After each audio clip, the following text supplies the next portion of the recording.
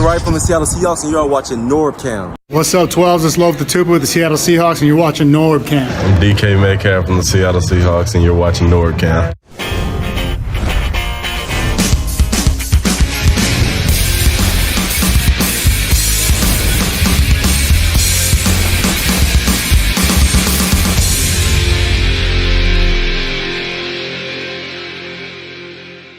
What the heck is going on, everybody, on this Saturday? Bye week for the Seahawks as far as this weekend's concerned, because we already played our game on Thursday and lost to the Dallas Cowboys. We're going to talk about that game. Not a bad game, except if you don't mind the score and the end result. We're going to talk about that. We're going to talk about the rematch. That is the San Francisco 49ers next Sunday. Going to jump on what's to come here. A lot of football. I got college football action going on. Upsets galore, right? I mean, it's just crazy, but we're going to get into all this stuff with my special roundtable panel. Actually, not the roundtable. We call this the Hawk Real Talk. Let's bring in the fellas right now. We've got the four-panel quad panel happening right now. We've got, well, we'll save the special guests in a second here, but let's get everybody's mics unmuted. We've got down below me, we got Mr. Nick LaBow coming back. Mr. LaBow, how you doing? Doing good. I mean, hopefully I was hoping we were going to be talking about a win. I feel like we haven't done that in a long time, but, you know, always good to be talking Seahawks football. How are you, Norb? You know, not too bad. I could have been a lot worse after that game on Thursday, but I think actually had a lot of positive things. Last night helped a lot. Last night helped a heck of a lot. That was awesome. You know, UW rising up and beating Oregon for the second time to win the Pac-12 championship, the final Pac-12 championship game to be played. That goes to the UW Huskies. What's up? And, of course, we've got Sky High Aviation down in the bottom left Hollywood Square. What's up, Sky High? All the way from North Dakota, right? That's correct, North Dakota. Yes. What's happening? Hopefully everybody can hear me okay. I changed around some things with my audio, but I'm excited to do this. I'm excited to get into this rant today. This nice, fun roundtable that's going to be amazing, right? We're going to do everything, yeah.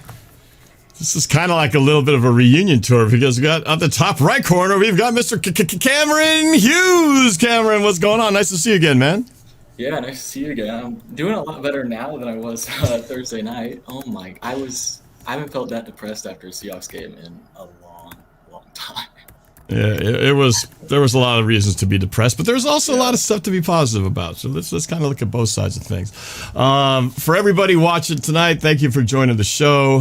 Feel free to jump in on the chat. I'm going to try to pop chat screens up when I can. There's a lot of them, so forgive me if I can't get to them. Putting a little super chat always gets the attention, and we'll definitely put those up there. But we are going to talk about what happened last week and what's going to happen next week. Score prediction reviews from the previous week, and of course, we'll do our score predictions for this coming game. So, where to start? I guess let's talk about that is the thing that was so hard and painful, yet in some ways inspiring from that Thursday night game. I wouldn't call it a must-win game, but it sure would have been nice to have had that game. Let's start with our new guest here, Cameron Hughes. Cameron, I got to remember there when we did you did a little draft breakdown this past year, right? When we did the 2023 draft, and if I'm not mistaken, you called out who you thought the Seahawks would predict with their number one pick. While everybody was saying Jalen Carter, you were one of the few people who said it was going to be the one and only Mr. Witherspoon. You called that, didn't you? I told y'all. Y'all didn't believe me either. Now, do you still, at this point in the year, having gone down this stage or 6-6, 500, do you still feel like the Seahawks made the right move in taking Devon Witherspoon instead of Jalen Carter? Oh, for sure. Because, I think they've gotten better on the I don't think Jalen Carter would have been better than, Jaron Reed. And maybe, he would have been, Mario Edwards, but Jaron Reed's giving you good production from where he would have been playing. 3 technique, same thing. Draymond Jones and who do they got playing there? Oh, Leonard Williams. And you got Leonard Williams for a second round pick. So, and you got Devin Witherspoon. So I would have done the same thing. I don't, because it's the right move. Right move. All right. Okay. Well, just checking in, making sure you still stand by your assessment. All right, let's get into the Dallas Cowboys game. You said you were very frustrated, like many. We're going to keep this. We got a lot of people to mouths to feed in this show, so let's try to keep it to the elevator speech. Like you're going from the first floor to about the 40th floor, talking to somebody on the elevator, what you thought about that game. You're up, Cameron Hughes. Well, I mean, after the first quarter, I was kind of nervous. It was like, all right, this is what we thought was going to happen. We're down, I think, 17-7. I think they got the ball back, or at least we had the ball at the end of the first quarter. And I was like, all right, they're going to start pulling away. But then Geno started doing what, like, Geno is a good quarterback. I don't get this, like, idea that he's just, like, I can't stand it. It's every time I hear someone, like, confident, aggressive Geno is, like, Dak Prescott. They're very similar quarterbacks. Dak Prescott is playing some of the best quarterback like of his career because he's fitting the ball into tight windows. When Geno Smith does the same thing, that's what you get. Like if he plays like that for the rest of the year, I think we win at least the last 3 games because I mean we're playing, But I mean to keep it to Thursday, I'm getting ahead of myself. No, that's good. Yeah, I agree. That's what feel the same way. I can't think anybody can argue with the way Geno played. I think it would be hard pressed to say this game was on Geno Smith. If you would, then you're really, really reaching here. But let's hear from the other fellas. Let's go to. Well, I know that Sky High is really anxious, so we're gonna make him sit for a little while. And Stu, Nick, let's get your take on the Thursday night loss to the Cowboys. The good, the bad, the ugly. I mean, we saw so much good on the offensive side of the football. Really, a lot of improvement. I'm glad Geno Smith and Shane Waldron both got to shut up a lot of people. Their performance on the coaching side and on the playing side really helped. And it just showed how different our offense looks when we have the game plan that gets the ball out quick. I think Geno was averaging like just 2 seconds before he was throwing the ball. Closer to 3. There was like some decimal in there. But no, third down efficiency was awesome. I mean, for a while in that game, third down was looking like it was our best down. And then the defensive side of the football, that's kind of where you get the bad and the ugly.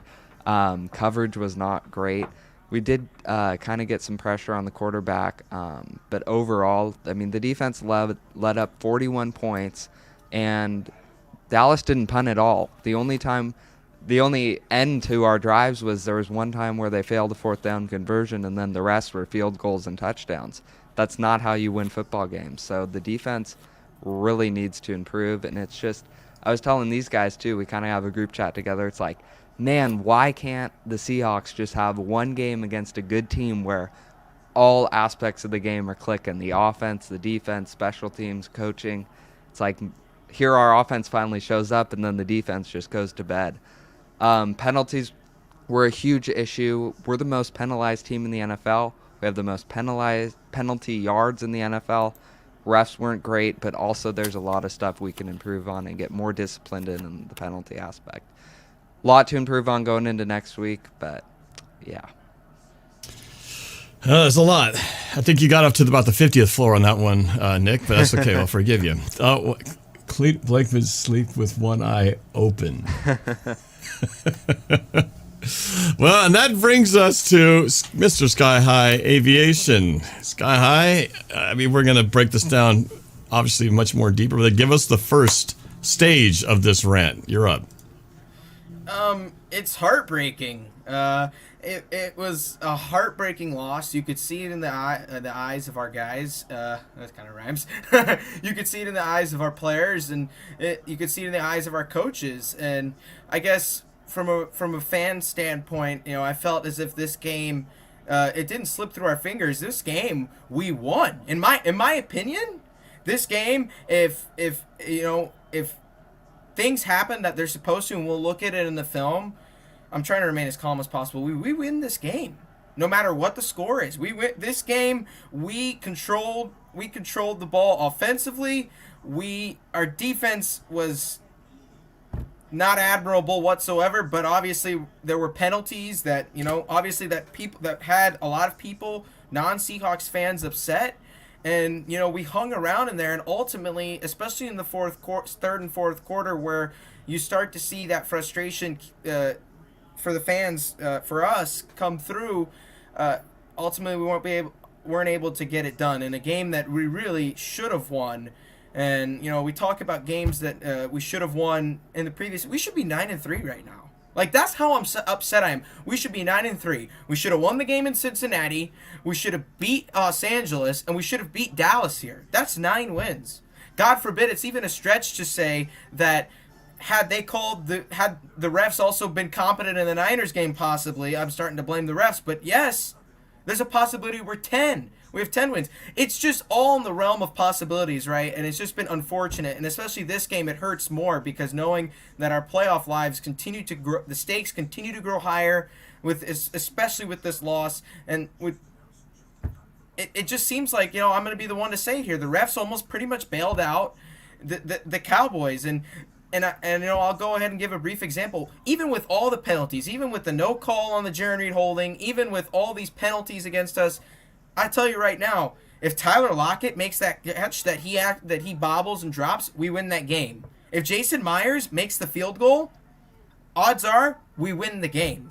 That's where I'm at with it right now, and it's those simple mistakes. Yes, I'm blaming the refs for part of this, but we don't even have to have the refs' involvement to take away to put this in perspective to say that we won this game. We had this game won. And knowing that these guys came out with fire and intensity, even with the way the defense played, feeling that they had a chance to go out here and upset Dallas, and it doesn't happen, that's about as low as you can get, especially in the season. Even with the Rams game, even with Baltimore, it's about as low as you can get. And to turn around and have to play San Francisco again, and then Philadelphia, it's tough. It's tough, but unfortunate. And I mean, if I can jump in here. Go ahead. No, I mean, you can blame the refs, you can blame those plays, but at the end of the day, even if we do slide out of here with a win, looking at the bigger picture of this season, say you make a wild card game, even looking back at San Francisco, we have much deeper issues as a football team on the field, on the defense, on the offense, whether it's coaching and really a lot of aspects that need to be fixed if we're actually going to look to compete. Yeah, the refs were bad, but I mean, still, there's a deeper issue here that needs to be fixed if we're gonna make the playoffs or win a playoff game. I agree. There. I'm gonna jump in for my little bit here before we jump into the play breakdowns. So I'll just start off that. I did a little post game rant last week, and it actually wasn't much of a rant because I was actually not that upset, surprisingly, because I think part of it is going into the game, my expectations were kind of low because I was thinking, well, like a lot of people, we might get blown out in this game, right? You're hoping that we don't, but you're thinking also, well, the potential is there. But I love the way we played. I like the improvement. I like the fact we saw Geno go back to being the Geno of last year's early part of the season. I like the improvements by Shane Waldron throughout the game. I felt like they had a good game plan. They avoided, for the most part, any sacks, and that's been a big issue. Geno did have one interception. I don't know if I would blame him completely. I actually that was not Tyler Lockett's best route either, and he was going against one of the best corners out there who's got the record for the pick sixes and all that. But, because we made this thing so close, and I don't know, I just felt like I just didn't want to see our team show up and look like they'd given up, like they were done with themselves with the season. Clearly that wasn't it. They looked inspired, they played hard, the hustle was there, the fire was there, and yes, they had this game in hand at multiple times during the game. And if they could have just converted one thing, and I think that's been like you said, Sky High, that's been sort of the theme this year. It's like for half of our losses, we've been one play away from winning those games. And you listed them up already. The Rams game, the Bengals game, and this Cowboys game. If field goal, a catch, a touchdown, red zone conversion. If any one of those things happen, we're sitting here, like you said, 9-3, 8-4, something better than 500. So, that's what's optimistic for me, feeling like, hey, we still have a chance to make the playoffs. Now, granted, number one seed, winning the division, that's probably out the door. Probably been out the door for a little while. But I still think it's great to at least still have that hope of making it into the playoffs. And I've said this before, and I will argue to anyone else who says otherwise, that you have a chance to make the playoffs. Well, as a fan, I certainly want them to keep trying to go for it and not be of this mindset of let's just give up and tank it because it's not going to do any good anyway. So I guess that's what eased the pain of it. You go back to the end, though, of course, it is frustrating that we had multiple opportunities despite all the crappy ref calls, besides all the mistakes that we made. That missed field goal, by the way, I blame the refs on that too, because they moved the ball and they didn't give us a reset of the clock, so it screwed up our timing and everything. Jason Myers still got to make that 42-yard field goal, but it did mess with the chemistry of that moment. But despite all that, we just need to get one fourth down conversion, make one play, and we still win that game. So that part ultimately was frustrating, and it was frustrating to see how the last play ended. Like, we've been playing great, and then on the last play of the game, like, what the heck was that? Micah Parsons comes unblocked. Gino throws it at the foot of DJ Dallas. And we just want to just huck it up, throw it up 20 yards in the air for 5 seconds to come down, and everybody just jumps up for it. You hope that maybe someone gets a pass interference. Would have liked to have just seen us have a chance at that. But so I thought, except for at the end, the play calling was pretty good, except in those moments that it fell apart. So that part was frustrating. But it gave me hope that this team still has some fight left in the dog, and that we can maybe pull something out here and still, make the rest of the season mean something. So that's kind of my reason why I was still feeling pretty good about where things were. So with that, though, I'm excited to look at the breakdown. Anybody, do you guys want to get into anything else before we jump into plays? Sky, how you ready to jump into plays? I would like to add one more thing. All right. Nick, I remember Nick mentioned before you started speaking about how this is a deeper root issue, and this is something that I think I looked into when I was clipping plays earlier, is that the Seahawks are one of the few teams in football that, and Cameron's gonna recognize immediately when I say this, we don't have quality control coaches. We don't have a quality control coach for the offense. We don't have a quality control coach for the defense. And you talk about the best teams like Philadelphia, San Francisco, and Kansas City. They all have quality control. And in terms of what you may want to understand what quality control is sort of that coaching aspects of, okay, we need to get the ball out. We need to break the huddle at what time? We need to. It's quality control, right? It's fairly straightforward, and I think we talked about it. It happened this game. The Seahawks having to call timeout because we don't get the right play, or the fourth down situation happens. That's poor quality control, right? That's poor choice. That's somebody else that doesn't have. That's somebody that needs to have an input into what is going on, right? And it's sloppy, is what it is, right? A quality control coach is supposed to go in there and essentially clean the sloppiness up and make sure that every single piece of the game plan for whether it's defense or offense is refined and perfect, and the execution perfect execution goes out, right? If you're talking about it, use an analogy here, right? In terms of when you're cooking in the restaurant, all the cooks prepare the food. Well, there's somebody that sends the food out that's supposed to tell the waiters, go pick up this food, make sure this food is good and ready to go, right? It's quality control. And the Seahawks don't have that.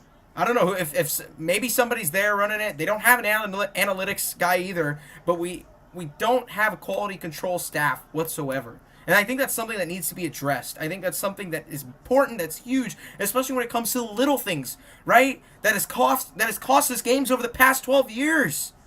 Over the past 12 years, it's been the little things that have cost us so many games. Clock, like time management, right? Isn't it pretty much a given every single half? There has to be one play where you have to burn a timeout because for some reason they can't get the play off, right? That's a given, and it happens without fail every single game. With quality control, we have that. Yeah, go ahead, Cameron. Yeah, that's the big thing with this team this year that I just can't. Is just like overall, not even like game management, just sloppiness all around. Tackling is. I thought 2019 was bad. This might be worse. Like I cannot stand the ankle biting tackle. I can't stand it. The stuff that like Devin Witherspoon and Jamal Adams do, I can't stand it. Like the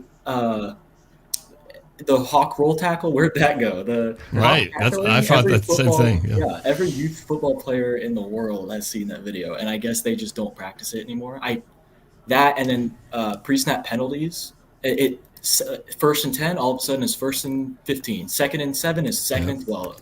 No wonder we're so bad on third downs. It's like Exactly. It's pushing us back. We're getting behind schedule. It's ridiculous.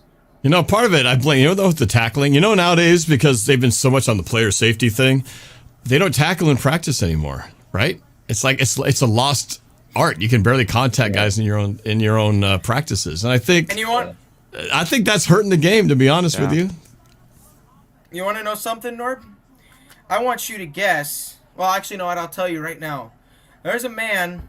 The Seahawks had a quality control coach for the defense at some point, and that man left about 8 years ago, and his name, speak of Seahawks tackling, goes by the name of Rocky Cito.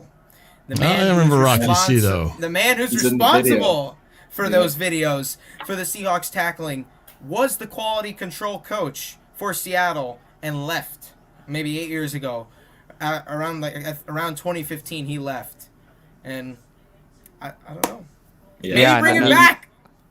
You didn't see Richard Sherman. You didn't see Byron Maxwell biting at the ankles. Like, they were eyes for the thighs, rapid squeeze. Like, it's ridiculous. I see a lot of shoulder tackles. They're trying to put like you just throw a shoulder into the thigh, into the chest, and that'll get them down. Instead, the guys just bounce off or they miss completely, and then they keep going for another 5 yards or worse. So one thing too, Jose, that's got to change. With your quality control coach, another team that was super just pinpoint on that was the Patriots during their whole 20-year run. I mean, they had Jack Easterby, he started quality control coach. He was super good for them. Worked his way up to like president or vice president of the Texans. So yeah, it's such an important thing. And one thing I've noticed about this team is like we used to be so good at coming back in the fourth quarter and winning games, and now it's like now we're kind of choking in the fourth quarter and losing games in the fourth quarter. What happened to that, man? Other than the Ravens game, I think we had a fourth quarter lead in the last 3 games. I guess the Niners game as well, but we almost blew the Commanders game. And the Commanders game, we had to kick the game-winning field goal at the last minute. And the Rams. And then same thing with the Rams. We missed the field goal. Yeah. No, it's definitely been, sadly, I think, watching this game on against the Cowboys, it felt like the offense I've been blaming the offense for the bulk of the issues, but I feel like the defense has been relatively consistent, which is consistently not very good. It's just been like the offense has been worse, so you kind of feel like, oh, the offense sucks. We're leaving our defense out there. Well, then the offense actually shows up and goes, okay, we'll give you some drives and stuff, but then the defense just continues to let drive after drive after drive. Now, granted, even in the Cowboys game, even though we put up all those points, they still dominated us for time of possession. So, again, I feel like that's not, in that game anyway, that wasn't on the offense not doing their job. That was on the defense not getting off the field. Like I said just earlier, kept going. One play after another. Not a single punt forced. Right. Granted, they didn't do that to us either, but we got stopped 3 times. Well, yeah, and we got turnovers. Exactly. Yeah, we had no an interception, a missed field goal, and a couple of fourth down stops. So, yeah, the defense, sadly, is definitely, I don't know, I feel like it's a harder one to fix because, I don't know, I feel like the offense has shown that they can do some great things. But I've yet to see the defense feel like, oh, there's that lights out defense that we're so used to seeing from before. Well, I haven't seen that at all. Yeah, here's the thing too, kind of on the tackling. Brandon Jason, what's up? They've built this entire team on tackling. Tariq Woolen, Devon Witherspoon, Jordan Brooks, bringing Bobby Wagner back. I mean, these are all guys coming out of college and the pros that are supposed to be good at tackling, and yet here we still have this huge problem. Trey Brown. I mean, yeah, I think Jose's right on the quality control coach. I got to ask you real quick. This is totally off topic, but we will get to the plays in a second. But we started, before we started the show, we started talking about this whole Jamal Adams thing with this X war going on. Oh, no. I don't know if you guys are familiar with it. I'm kind of loosely familiar, but I think you guys have spent more time analyzing it here, right? So a little background, right? So apparently you guys can add to it more, but the short of it is there was a reporter, and what's his name again? Sky High? Something Connor. Reporter. I don't Connor know. You something can Connor. look at the screen I shared. I think I have a big video of Jamal. Apparently he was just slamming Jamal Adams a bunch, right? And then Jamal Adams must have got fed up with it, and his response was to post a picture of the reporter and his wife with a close-up more on the wife and says, "Yikes." Dude. First of all, snappy comeback, right? I mean, the thing is, right, if you're going to come back to a guy who's basically, mocking you because you played like crap, well, going after the wife as response, is that really, a smooth response to something like that? To me, it seems like he's just digging himself a bigger hole, and he refuses to stop digging with the shovel. On Twitter, I wish he wouldn't do it. It's kind of funny, or X now. There's other accounts who are starting to bring up old tweets of Jamal Adams who's just calling out people who are doing exactly what he's doing right now. Like, come on, man. Yeah, Connor Just Hughes. kind of bringing out the hypocrisy. Connor Hughes is the reporter. Cameron, is that your cousin? No relation. No, let's find the truth here. Oh, man. My thing, too, is there were a lot of times when, with all the flag-happy, refs that we had that night, there was a lot of extracurricular activities after plays, right? And there were times that Jamal was like jawing in the face of the tight end. There was just a lot of that going on. And I was just like screaming at the TV, like, shut up! Leave him alone! Stop! Because I was just waiting for that 15-yard flag to get thrown. Luckily, they never did. But I was like, you shouldn't be talking in the first place. But, man. Answer me this. What happened between this transition of DK Metcalf to now Jamal Adams? Because I feel like over the last 4 weeks, it's been DK, who's known kind of as this hothead, mellowing down, and Jamal Adams. He hasn't been Is it like a thunderstruck thing where they touch the same football and then the powers just went through? Like, what's going on here? Wonder Twin powers activate. Went from one to the next. One hothead to the next hothead. DK has been very quiet. I got to credit to him because we haven't heard his name called. The sign language was a beautiful thing. I might get He's playing better too. He played he went lights out, right? Breaking the speed record, the land speed record there on that opening touchdown.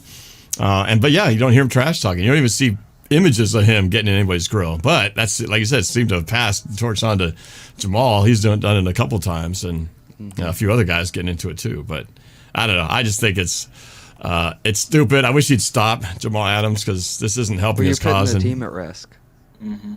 Yeah, and on social media, right? I mean, it's social media. He'll get raked over the coals there, but it's just bringing your team unnecessary, attention. And the worst part about it is that makes you look bad because if you're called out because your play isn't very good, well, the best way to answer that is play better, not go after somebody's wife, because then you look like you're a sore loser who can't come back with a better response, and you start taking low blows. It's just an ugly look. I don't like it. I like his energy. I like his fire, but that was crossing the line to me. I think it was pissed off when he sent that tweet. It was sort of like an impulse thing. Wow. But he hasn't backed off. If he cooled off and was feeling bad, he would have backed up, but he's not. He's doubling down on it, tripling down. I was pissed off after the game, too. You didn't see me sending out any tweets. Well, Nick, you think all those Dallas fans in comments were, you got to, I have to tell you though, the Dallas fans. So you guys saw my music video, right? That I did with Vanessa predicting the Dallas game. Of course, a lot of Dallas fans were like, "Oh yeah, this will age well when we beat you 50-2, it's 75-0, 100-0." And I was calling them out during the game, right? Of course, we lost, so that kind of sucked. But what was funny is it just goes to show how social media loves people suffering. Because this video is probably the most watched Instagram reel I've had in a long time. Just for some context, let's see what's up to now. This video has 352,000 views, 10,200 likes, 13,030 shares, and 893 comments and climbing. By far my biggest Instagram reel of my music videos. And I've been doing it every week. I do the same thing every week. I do each one. But this one, for whatever reason, has really blown up. It's Cowboy fans, man. Yeah. But it is funny. There are a lot of guys. I can't keep up with all the comments I got on here. But I'm like, bring it on, because the more you comment and share and like, thank you. So I don't mind. It's actually pretty entertaining, but it just goes to show, man, that social media, people love to jump on people, especially when you put yourself out there. Brian Abker is in here. No way. Abker. No. What's up? Look at this. Look at this. Quality control coaches are basically an apprenticeship prior to moving into a position coach position. They analyze data hours on end. They also do advanced scouting. They may also do a little coaching of the scout team. They help organize practices and weight training structures for efficiency, but they have little to nothing to do with game day operations. They are a glorified assistant trying to pay their dues, so what you suggested about clock management wouldn't fall under quality control. In other words, some of our coach is still screwing up. That's a scapegoat to put it on a quality control guy. Somebody needs to do something about that. Well, it's a plague problem, and it continues to reveal itself. Every half, at least one, often two. When will Brian Abker make his return to the show? Yeah. We need him back. I agree. Well, maybe this will be the start of it. Him and Billy and... Well, let's get into some plays here. Are we ready, guys? Do some, have we cleared our dirty laundry? Have we got our pieces out there? All right, let's do this. Yeah, it may progressively get worse over the next few minutes, but we'll start, yeah. All right, let's do it. Sky High, you have the calm. Hey! Oh, speak of the devil. There's our guy, right? You should have put a couple horns on there so we could say speak of the devil. 2024 free agent. Oh, yeah. Hold up, my pen isn't showing up. Hold up, Norb. My pen. Oh, not this again. Norb, it's not. No, no. No. Stop. I shared the wrong window. That's why. This happens every week. See, if we had a quality control coach in our show, this wouldn't happen. The problem is, it's the problem with the coaching staff itself. We can't blame the quality control person. We're done. Every week, the same thing happens. Execution, lack thereof. All right, you ready? We only need one in Jose's dorm room. Oh my god. All right. There he is. 1 second. I suck. Oh wow, that's. Hopefully he doesn't. Jamal, I love you. I have your jersey. You're amazing. Don't share this to Jamal. I'm screwed. Jamal, you're next, I love Sky you. High Aviation. No, he's gonna somehow find a picture of me. I like how Sky High says don't share this with anyone, and Sky High's always the one capturing every moment that I do on camera, whether I say one profanity or something. He's the one sharing with me all the screen captures. You're a funny guy, Norb. All right, I'm a funny guy. Funny looking. There's our guy. I got it now.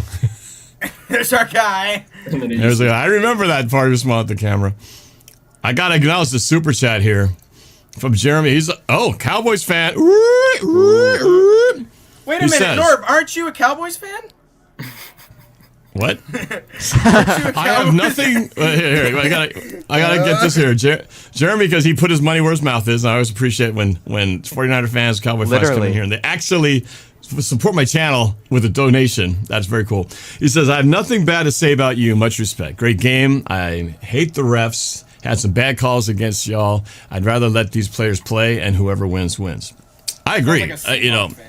It goes both ways. I mean, we had 250 yards of penalties between the two teams. That's ridiculous. That's 2.5 football fields, right? Nuts. All right. Are we Sky High? talk about penalties later? Yes. I have all the penalties. Okay. I have all right. the penalties. Just Sky wait High? and see. You have the floor, sir. All right. So, some certain individual was speaking very highly about Jaron Reed earlier, and that's where we're going to start. Because he's a good player. Because he's a good I love me some Jaron Reed, too. So, yeah, this is just going to be a simple fullback here and the halfback back here. Just a simple crackback block. He's going to come back here. Jaron Reed manhandles the center. I don't know what his name is, but he manhandles the center. Absolutely, and you're going to see when this ball is snapped, this entire Seattle defensive line is going to shift to the strength side of the field here, essentially, where the majority of the players are lined up on. And Jaron Reed, there's just nothing that you could... This is just raw power and great technique. And you're going to see lines up right under as nose center. Seattle's pretty confident it's a run, shakes one, and not only does he shed the block, he makes the tackle, right? And we talked about how we dislike ankle tackles, but this is good technique here from Jaron Reed, and the rest of the Seahawks defense really does a good job not breaking contain. They get home. This is, even if Reed misses a tackle, to the extent this is maybe a 1 or 2 yard gain, Bobby's jumping over guys, Jamal's getting down in there. Everybody's really got this covered here. If you're Seattle, look at that celebration, well deserved. We'll take a look at it again from this angle. Go ahead, Cameron. Yes. Can I chime in here? Absolutely. Anyone is free. Yeah, so this is actually really encouraging for next week, because last week against the Niners, we didn't run any of this bear front at all. We were 100% in nickel the entire game, and they ran it down our throats in 12, 21, and 22 personnel. So if we run this next week, I think we'll be able to stop their running game. Because, I mean, we weren't even, other than a few outlier plays, we did, I mean, better than last year at least against the run. So that's promising. Super Hey, chat real quick, guys, I gotta put the super chat up here from Pablo Domingo. He says, "Let's go Seahawks." Hello, Norb. What round do you think Seahawks draft a quarterback in the NFL draft next year? 1 round or 3 round? And let me just take a moment while you're getting that play set up. I should bring this question to our draft expert, Cameron Hughes, in the top right, Hollywood Square. Since you're our draft expert, I'm going to turn to you for this one. What do you think? Do you think the Seahawks will draft a quarterback next year, and at what round will they do so? Yeah, so I think this quarterback class is a little overrated. There are a lot of quarterbacks going in. I love Michael Penix, but I don't think he'll go in the first round. So I think if he's sitting there in the second round, I think they'll like him. I think they'll really like him. He's very similar. I know people are making the comparisons for other reasons, but I think he's very similar to Geno Smith.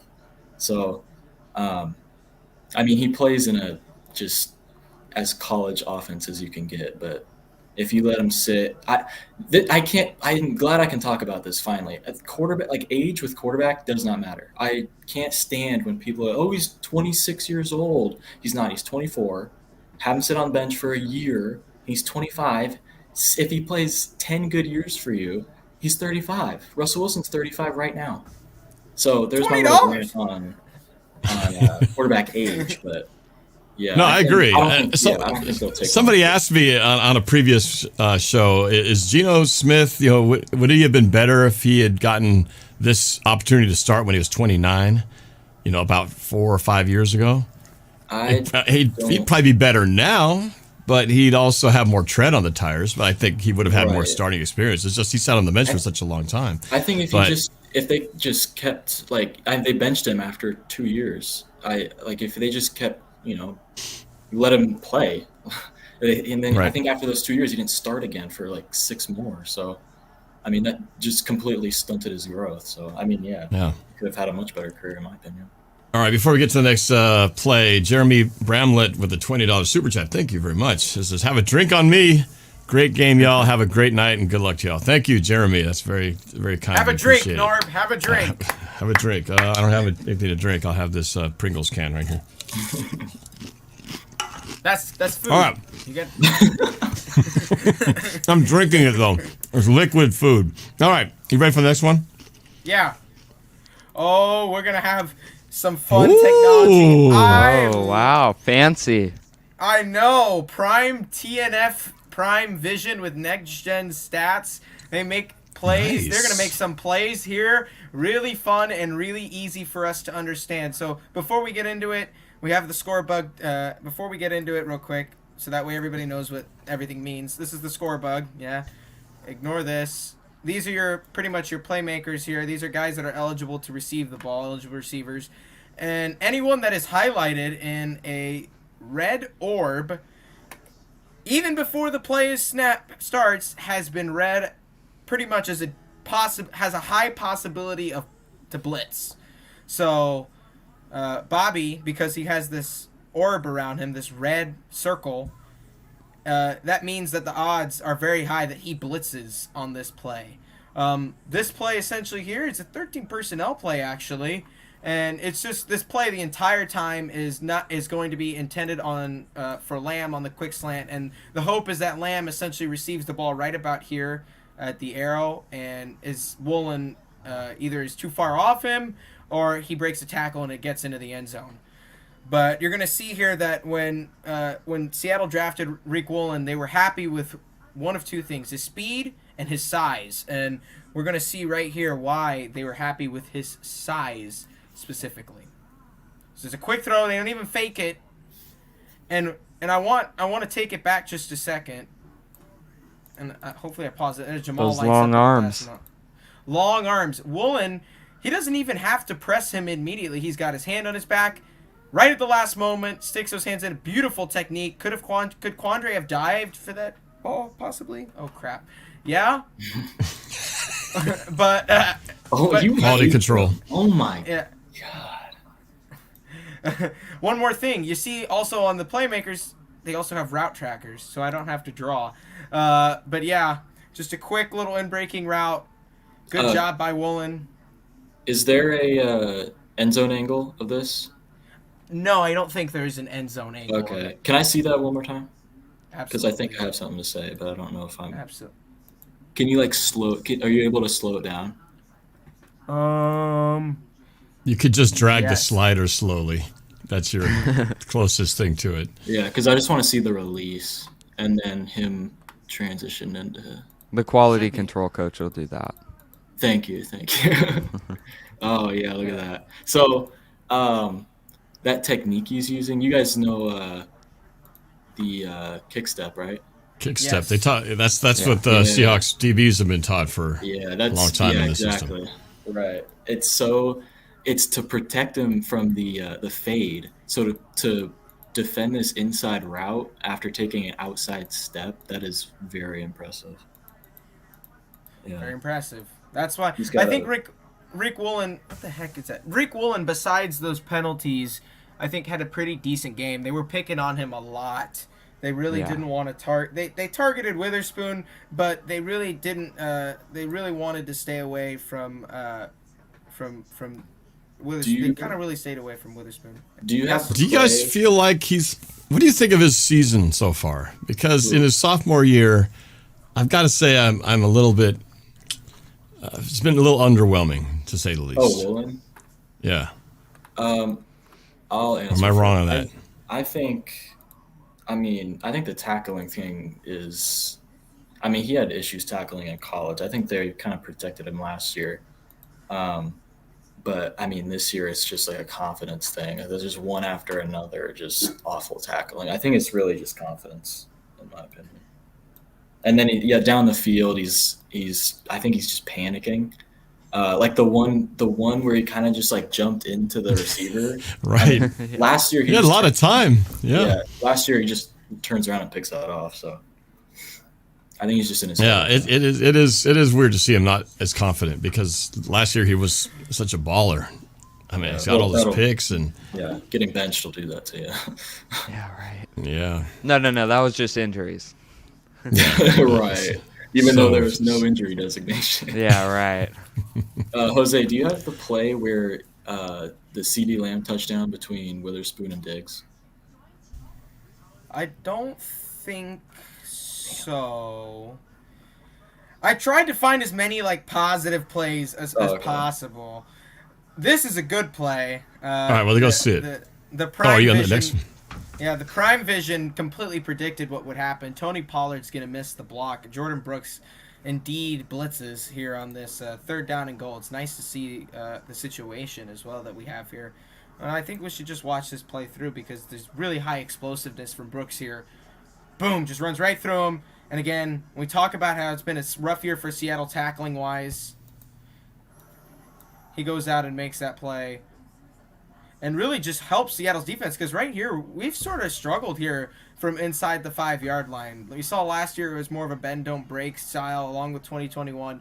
But this year, or not this year, but this game, we sort of did well in terms of inside the 5-yard. I can't get the word out. Inside the red zone, 5-yard line, crunching down to the 5-yard line, goal line defense. This was huge. to keep the Cowboys out of the end zone, from letting them gain momentum early. And yeah, that's what pressure does, because if he has an extra 2 seconds, he's gonna find someone open. Like if you don't get pressure in the red zone, they're gonna tear you apart. Yeah. You need to send blitzes in the red zone. I don't care. Like They did it a lot. You know what I do want to see, and I don't know if I know you're looking for positive plays, but what I want to try to figure out is exactly why is it that there are so many guys wide open in the middle of the field crossing? Jose, you're not gonna like this answer. Why?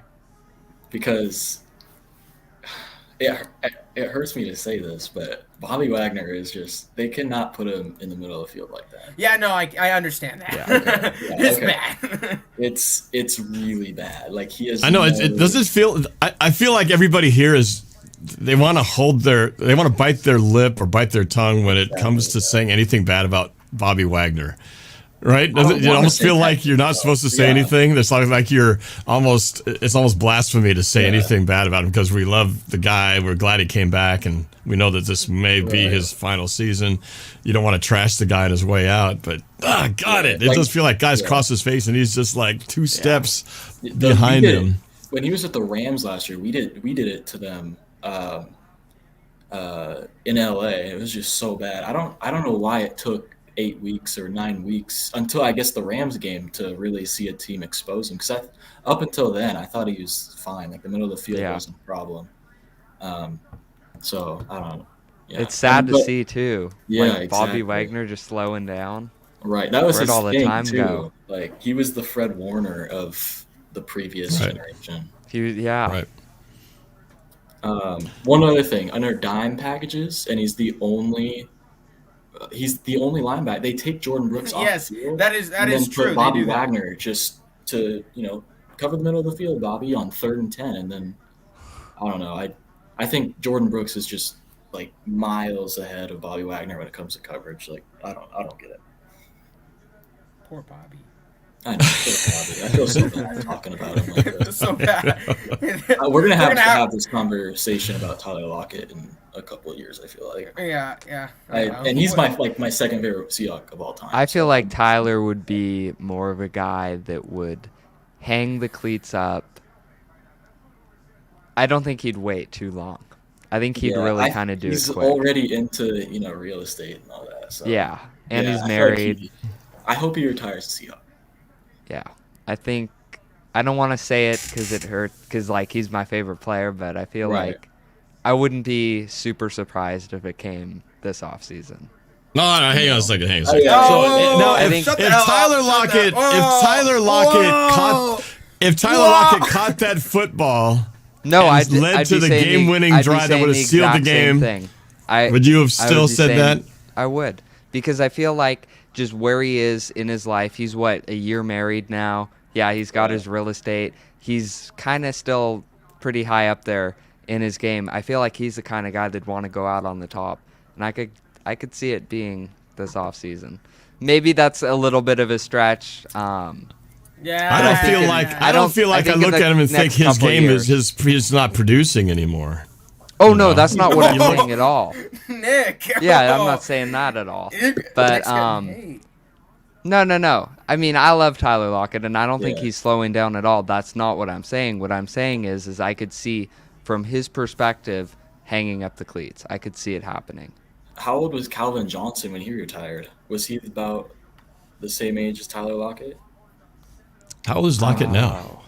I don't even know how old he is. I'm not old, but somebody in the chat put down, I know you guys are keyboard commandos, put down Tyler Lockett's 31. Age, and he's 31. Oh, and Calvin Johnson was 29, according to James Griffin. Wow, he was 29. Yeah. That's crazy.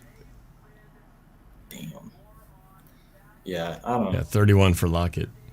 Damn. I mean, when did Steve Largent stop playing? Anybody know that? He played. We're throwing out some good. These are good trivia questions. We should save these. What year was it? 80. He played in the 80s to 89. Did he even sneak it to the 90s, or he retired before the 90s? I think he retired 89. So he was there for like 13 seasons. 14. Yeah. Wait, hold on. Did I read that wrong? What's somebody? 89, 76 to 89. 89. Yeah. So how old was he?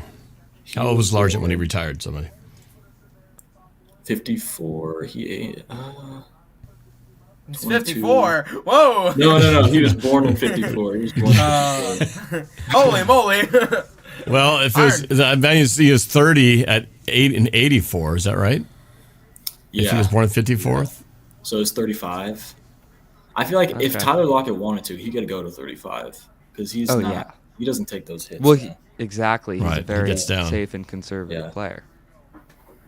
But I don't think he well, wants to. Man, this has become. It's going to be a sad day when he hangs him up. This has become the rag on our Veterans Day. Apparently, we may have the whole Seahawks team coming after us in a few 1989. days. It's going to be sad because the first year I watched the draft was 2015. I watched them draft him, and now that we're talking about him possibly retiring, is like it is weird. I remember listening to his interview. That's the first time I really heard him talk. It was on I can't remember if it was Cairo or KJR, but hearing him talk, I was like, wow, this guy really knows his stuff. He's so composed and polite and respectful. It's sad that the NFL ruined his kickoff return career.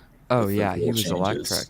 I mean, I'll always remember this. Al Michaels was comparing him to like Devin Hester. Yeah. His like third game of his career. I don't think we've had a kickoff return since Tyler Lockett. No, he was the last. And that was after his injury too. Yep. Damn. We almost had it's one. It's going to be such an end. We almost had one for the 49ers from D. Eskridge who came out of nowhere and became Superman for a night. Yeah, go D. Eskridge. Then he's a healthy scratch the next week. Was he healthy? I thought he was injured.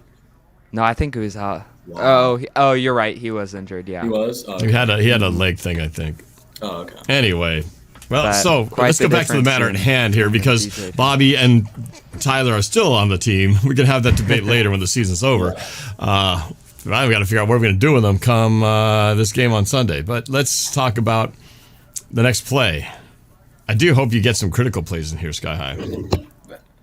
But do your thing. Too. Do your thing. Hope so too. So what's important here is I don't want you to pay any attention to what else is going on here. This is a 4-man matchup between Geno Smith, the safety here, Deron Bland, and Tyler Lockett. And obviously Dallas is in motion pre-play to tell if it's man or it's not and what package. Wait, that's DK Metcalf at the bottom. That is DK Metcalf. You said Tyler Lockett. I thought that looked awfully big for Tyler Lockett. Okay. Man, the dementia's creeping in. All right. We're gonna. The reason this play is successful is one, Deron Bland thinks DK Metcalf, and we'll see it when the play starts.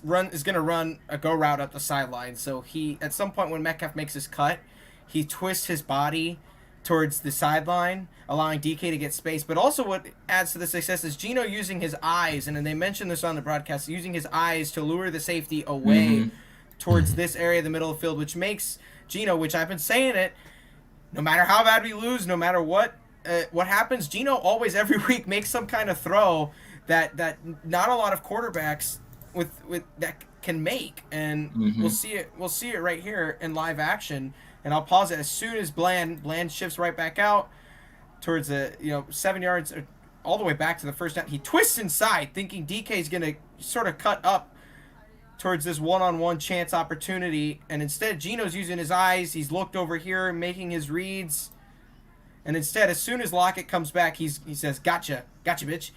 He goes, he's already at the hash mark. This is easy pickings because Bland has already lost his containment. Metcalf put it right where he can only catch it, and watch. We'll look at that speed numbers because they're about to pop up right there. 22 points. Sign language mean? I tried to ask my daughter Vanessa because she took ASL for a couple of years, but she couldn't quite see the whole thing. Do you guys know? Is that what it is? I don't think so. Anybody know? Anybody know what it is? Oh, it's like something business. I'd love to know what he said. Stand on my business. Yeah, that's what it was. Is that what it is? Stand on I'm my kind of business? surprised. I will say, on that play, I'm surprised knowing DK Metcalf that he didn't jump in the Salvation Army bucket. I know. I was thinking he would do that too. But you know what? Good on him for not doing it because he probably would have been penalized. He's already the most fine player in the league this year. He's like, maybe I don't want to give another $5,000 donation to. It's probably I guess it goes add to another charity zero. Anyway. Hey, we would have won had he jumped in the salvation bucket. Because every time we have somebody, we always have somebody jump in and we win every time. Justin Coleman. Yeah, I think he started it. Didn't he start that? Yeah. Wasn't he like the first one to do it? And then I know Ezekiel Elliott did it, and they stopped. They didn't throw a penalty when they did it, but they did it on us the first time. That was the best free PR for the Salvation Army they could have asked for. They should have paid him. They should have paid him to jump in the bucket. Right. Anyway, that's probably where the money went. Don't they take the fines for that stuff, and then the NFL supposedly gives it to charities? I hope so. They better be. They better not be pocketing that. That would be at least meaningful. So really, whenever DK Metcalf got in trouble for mouthing off and unsportsmanlike conduct, he was actually doing a charitable act of goodness. Right, yeah, That's really what it was. Yeah. Right. All right. Next play. Staying on the business. You ready for the next one? Next play, yes. All right. You should get in there, DK. It was right there. I know. How do you not jump? And it's sparkly. Before it was just a plain red color. Yeah. And they Look had at the those extra Cowboys fans flipping him off. Yeah, they're flipping him off right here. Is that what they're doing? I think I'm so. sure. It looks like it. Zoom in All and three of enhance them on are that holding finger. out their hands. How do I zoom in? No, I don't know. I can't do it. And he doesn't he doesn't even acknowledge it either. That's so funny. No. This is He's the one looking dude right with at the camera.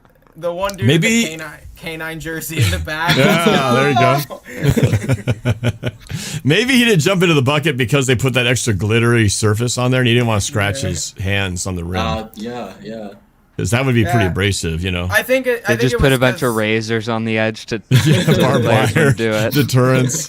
It looks pretty scratchy. Can you imagine scraping a private part on that thing? Ow, man, that would hurt. God. Like, whoo, it's like cheese grater up in there. Oh, no, bro. No. Maybe it's not a decoration after all. It was actually a deterrent to keep guys from going in there. We haven't Or his even jersey been for the rest of the game just covered in glitter, It's already running going around off like the a rails. Barbie. Red The glue. wrong color too. It would have been red. That would have been Yeah, bad luck. right. Oh man, that's funny. It's already gone off the rails. Yeah, All that's right, what we. back- It's a bet. We're like Russell Wilson back in the good old days, and he was best off script when things were falling apart. All right. All right, Let's you got another one here? Yeah, we got 22 more to go. Oh, Oh, we got this. We got this. We got this. Yeah, I just wanted to All right. quickly take one more look at Gino's eyes here. Oh yeah, I was hoping we would. Yeah. Get One Kenny more. McIntosh in the game. Shut the hell up. We ain't getting back. His eyes, look at watch. that. His Yeah. eyes are off over here. Leads the safety, and as soon as he looks back over there, he's got the right amount of time, which is you're gonna see in a lot of these plays. He's got the right amount of time when it comes to these plays, just enough to get him out. So let's jump into play 5 here. I can't remember what this one is. What is going? Oh, they're doing the little football toss. Oh, for some money. the tuition giveaway. Yeah, I was like, I heard the where's ref that going. countdown? I heard the ref counting 5, 4, 3. Yeah. I was like, uh-oh, what's going on there? All right, so Lamb's in motion here. I don't remember what this play is. I think this is a sack by Daryl Taylor. Yeah. Oh There you yeah, go. the one that Nice he of actually him did to sack show him. up. The one where he actually took him down. Yeah, we'll get a better look at here. And Oh. his technique goes all the way around the inside. Doesn't give up on the play, which is Guys? amazing because he. Go ahead. Yes. No. He doesn't give up on the play. Great effort by Daryl Taylor. I only have one critique on this because it was a great play to get to the quarterback. Is swat at that ball. Right. I just wish he would have swatted at the ball because that was ripe for a fumble knockout right there. If he would have swatted that ball out of his hand, he had a perfect angle on it. I just wish he would have done that. I feel like they teach that too. Like if you get around that way, just swipe at the ball. Can I say 2 things about this play? Not this play specifically, but first, kind of a negative. I'm sorry, but Oh my God. Frank Clark has. He cannot be playing 30 snaps a game. I'm just, look. this is just every single snap. It's a good farewell tour. Oh, Yeah. man. I feel like I feel like the only time we see Frank Clark is when he's running downfield after the play's been over. And he's catching up to everybody, chasing the running back down the field about 10 or 15 yards. I really hope he's not watching this. Oh, Dude, and it was only, we're gonna 5 have the years whole- ago when we were talking about him and he was the most dominant player on the field. What happened? Double-digit at the time? sacks. The other thing yeah. I wanted to say, more positive, Cameron Young, he is so good in the run game, but you just can't use him on third down. Like he can't pass rush. But he's so good in the run game. I hope they use him next week in the Al Woods. Yeah, Al Woods replacement. Al Woods couldn't rush the passer. No. You look at him, he's a big guy. Right. Alley Woods. Oh You just got to put his hands up and knock those passes down. Yeah, right. That's the other thing that Jaron Reed's been doing, putting those mitts up there, knocking passes down or tipping them and causing it. That's how we got the Jordan Brooks interception last week. Oh yeah, absolutely. Actually, that's one thing. I mean, it's kind of unrelated, but with them moving on from Al Woods, because they wanted to get someone a little bit smaller to play in that A gap. So people are really confused about letting Al Woods go, but I don't know how I feel about having a 330-pound guy trying to rush the People wanted the passer. whole defensive line back. I mean, they were talking Simon Shelby Harris and Yeah, bring him back. guys. Did you watch last season? Right. We're exactly. gonna have the whole Seahawks defense coming after us. It is gonna be. Yeah. I hope they don't find this video. Don't want that to happen. It's gonna be They nasty. make a lot of money. They can take it. Yeah, right. Yeah. If We'll I was send 'em making a over lot to- of money, I'd want. Send him over to KJR. Just don't trash talk Jamal, or we're gonna all see our family members on Twitter pretty soon. Yeah. Well, I don't put my Only All right, Jose next play. Yeah. Okay, so we talked about how I think I mentioned last time Gino was a good thrower of inside the numbers, and unfortunately, a lot of this game we had success, but we threw outside the numbers quite a lot. I don't know if this is just a Shane Waldron staple, but Cowboys are in typical man coverage here. They send a late blitzer. They jump offside, but this is a really good throw by Gino. Puts it all the way where Tyler can make the catch, and I don't know if it's. See how long Gino held on to the ball? Yeah, that's what I wanted to point out as well. 2 seconds. 2 seconds, and that's just enough time. That's Look right. at the pocket breaking down. Yeah, right. The pocket's breaking down, but this is the correct play to run with the pocket breaking down. This is a good throw. This is him hanging in and not hanging on to it, and him trusting his receiver to make a play. Granted, he's got a step on him, right? He has a step on the defender, It's a but perfect throw. it's a perfect throw, and Gino trusting his guys to go out and make the play, and that's something that we haven't seen out of him. And that was a good. This is a perfect play at the perfect time, and I think this is where we ended up missing the field goal. Go ahead, Nick. 2 things. Notice what 2 positions on the offensive line totally broke down with 2 seconds in the play. It's our 2 franchise tackles. Yay! And do you know who did hold up Jose? And I want you to listen here. Did you notice how Anthony Bradford held up? I love Anthony Bradford. What You do were mean? texting me that we need to get a franchise right guard and sign a big name in free agency. So what's that about? Do I think Anthony God, Bradford that's- is a huge is going to be huge? Is he better than Phil Haynes? Yes. Yeah. He's a rookie. You develop them. Yeah, exactly. Can I throw a stat out there real quick? Yes. Yeah, Don't go ahead. ask, just do. I sent this into the group chat, I think, yesterday. shoot. but Oh, you whoops, know, wrong one. Oh, it's a stat in the chat. I just pulled. You're it not up. in it, Norb. Oh, can you show it on? Can you share your screen of what you want to show? I can put it up on the screen if I it's can just something. read it out. I can just read Just it read out. it then. Just read it. Yeah. Geno Smith was pressured on 54.5% of his dropbacks against the Cowboys, which was the highest rate he's faced in a game in the next-gen stats area, so basically his career. Yet Smith had not been sacked in part due to a 2.42 average time to throw, his quickest mark in a game over the same period. I mean, that's what more can you ask for a quarterback? Yeah. Yeah, right. you know, that example you just said about him anticipating Lockett and throwing to the spot, and that was great. But the one they went to Lockett that would have been the game-sealing one, he did the same thing. because Lockett was turned. I think he threw it as he was faking his break to the outside.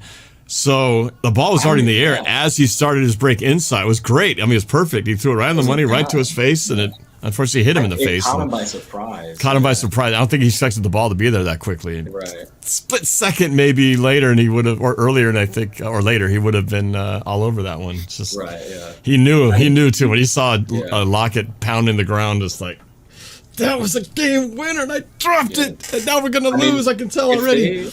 If they score a touchdown there, it's 42-30 with like I don't know how much time they could take off the clock, but I mean that's a huge play. But even a field goal would have put us up by 2 scores. Yeah, and it totally changes the game. We had this game. Oh man, I'm telling you.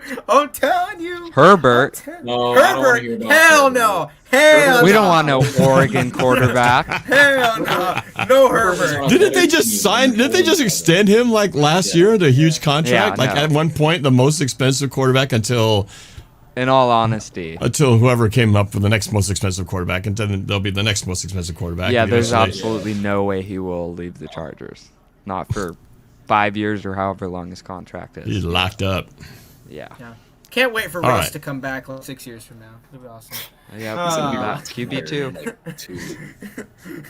He'll be back. He'll be our backup / assistant quality control. Stop, Nick. All right, let's go. This was probably my favorite play of the entire night. It was a Get really rid of the column. Get rid of the column. Now all my crap's gonna disappear if I get rid Okay, of never the mind. column. Forget it. Just do your thing. Quality control coach, man. Yeah. Oh my gosh. I can't get over it. This is my really one of the most interesting plays. The Cowboys are gonna blitz here, and Smith and Jigba's gonna move again. Another indicator to try and get show what coverage the Cowboys are in. But this is just a really play, and I want you to pay attention to the circle here, because that's where Geno sort of floats over to make this pass. Bland, who has had a really tough time with Metcalf so far. Cowboys are making a big mistake by leaving him out there on an island, and Seattle dials up the perfect play call, changes the strength. So now Metcalf and Bland all by themselves over in this corner. Cowboys blitz. Lewis comes back to crackback. Geno floats over. At that point, safety screwed. DK, all you got to do is drop. Oh my gosh! All you got to do is drop the dime. Beautiful. I have 2 things to say about this play. Whatever you want. Yeah, can you go back to where Damian Lewis pulls out and Yes. blocks that? I love that. They've been doing that I remember they used to do that They with have. J.R. Sweezy. Yeah. Yeah. Or not J.R. Sweezy. Who was the left guard? Carpenter. Carpenter, yeah. First round pick. Right. Oh my god. Anyway, yeah. But you know what makes this play possible is a consistent running game. They're actually running the ball on first Exactly, down. we were. So that opens us up. I mean, the corner's not worried about that, but it slows down because these guys are taught to play the run on the way to the quarterback. It slows them down and gives Geno an extra half second to get that play off. Or that throw off. And look at all that room. This looked like the pocket that Brock Purdy had all Right, week last exactly. week, Yeah. where he's like standing where not a Seahawk within 3 Yeah. yards of him. Didn't need a pocket. No, Right. That should really be the easiest throw of his life. Nobody in his face. He's got favorable positioning. Just put it up, right where your guy, right where nobody else can get it but your guy, and that was great. You know? Well, and Geno was trying to hit that left sideline all game against the Niners. He just couldn't hit it. But What this I'll one say was on the about money. that, actually, I noticed that about DK Metcalf all night. Did you guys notice how on those go routes he was right up against the sideline? Right. You, as a receiver, you're taught to leave like 4 or 5 yards to give your quarterback. I mean, there's no. Which I mean, why are you throwing that? Like you can see there's no space to. I don't know. Last week Seemed like he was forcing it for sure. Right. Yeah. But yeah. Anyway, but hopefully they've learned a few things from that game when we play them again on next Sunday. Quick turnaround. Again, big fan of Jaron Reed here. Yep. Gotta love big old thumper. I don't know. We gotta come up with a nickname for him. Tony Pollard, and one thing that I think our team did good. Again, we talked about how the run game did well. Gallup is one of their better blocking receivers, and everybody's just really going to shift over. And once again, Jaron Reed, swim move, absolutely nothing you can do to stop that. Seattle, either way, I think has got pretty good contain. Just suplexes him to the ground. Yeah. That's a legal suplex. Boom. Yes. Actually, one thing I'll say about this, kind of going back to Al Woods last year. Do you have an end zone? Probably not. You don't have an end zone view of this? Probably not. No, I don't. Okay, yeah. But disappointed. last year, where Jaron Reed would have been playing was over the guard, or like inside shade of the guard. And if he's lined up inside, I mean, he's not making this play. But in their nickel fronts, this year they've moved their defensive tackles into the 1 technique and the 3 technique.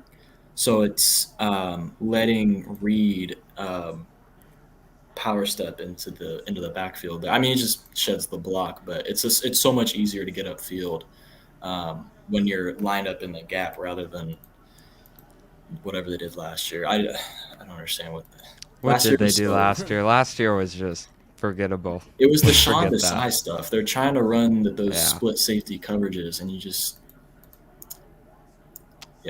whatever.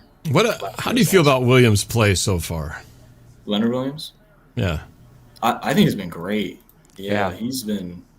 I think they take him off the field too much, honestly. They love to use I think our best pass rushing group is Mafe, Jones on early downs. Mafe, Jones, Jaron Reed, and Leonard Williams. I don't know why they don't do that a whole lot. They like to use Frank Clark and Darrell Taylor, which, I mean, we're gonna get destroyed on the ground if we do that more. But yeah, I mean, I was disappointed we couldn't do a show last week because I really wanted to show off Draymond Jones just bullying Trent Williams. Oh, yeah. Draymond. What did I say? The guy. Yeah. Draymond. Yeah, Draymond. Draymond Jones. Yeah. Well, we'll see what happens. And he's so good. Maybe a week, maybe in another week and a half, hopefully we'll talk about some more positive things. Yeah. When they get the rematch. He's been a lot better on the edge, in my opinion. I think he's not living up to Nwosu. I think Nwosu's our best player, to be honest. Oh, he's totally. so good. He's so good. We're really missing him, like you can tell. No one can. Well, it's such a difference too, going from, you got Mafe and Nwosu to now it's Mafe and Darrell Taylor's your next guy, or Frank Clark. Yeah. Like, if we can somehow get him, I know he was saying he wants to be back for the playoffs. If we can somehow get him back for the playoffs, like we might be back. I'm not gonna lie. Yeah. We might be back. We're be back. We're going to the Super Bowl. We're gonna win a Regino, and then Tyler can retire. with Bobby Wagner and Frank Clark. Yeah. Once we Super get Bowl closer champions. Once we get closer to the playoffs, there are some favorable. If things stay the same, there are a few favorable matchups that allow us to possibly get close. Especially if it comes down to us possibly playing NFC South and then possibly heading up north to Detroit. There's a chance, especially with the way that we played against. I'm not getting ahead of ourselves, but possibly down the road, we have to make the playoffs first. That's why the Cowboys loss is so disappointing. We would have, if we won. Cowboys are 8-4. We're 7-5. We're a game back of the 5th spot, which would be playing the NFC South winner. Now we're in the 7th spot. It's Well, we'll just think about it this way, Cameron. It's hard to beat the same team twice, so that's why. Unless you're the Niners. When we go to the playoffs, last year the Niners beat us 3 times. Yeah. Okay. Well, we don't talk about that. When we go to the playoffs and play the Cowboys, we're gonna beat them. I would love a rematch with the Cowboys, because the fact that we know that's the one thing you can take from this game is the fact that how we played them. We should have won that game. Yeah. So if they play them again, they'll know we had you guys last time. Would like to think anyway. I think if the game's played right behind me, it's a whole different. Oh yeah, for sure. I don't know. Not happening. But I mean. All right, you ready for another one? Yeah, we gotta. We gotta pick up the pace here. We're gonna be here all night. Yeah. I'd be fine with that. I could break down film all day. Yeah. All right. Well, this is a completion of JSN. I don't remember what the flag was called for. Seattle again is going to... oh, no, I don't want to do that. Seattle again is going to shift Charbonnet. See what kind of coverage Cowboys are in. Nobody really follows him. Okay. Probably a man. He's offside. Oh, Yeah, no, I think. maybe. Well, the flag comes in from way... yeah, for me, it looks like Parsons was already in the neutral zone before this ball was snapped. Oh, I think Right that's there. what it was, yeah. I'll Smith tell and you Jigba this, just- man. Dallas does not know where the line of scrimmage is. I mean, how many offsides calls did they have? And I'm not complaining about it because they kind of bailed us out in a lot of scenarios, but Well, there's a little statement not I'd like very to say Dan about Quinn.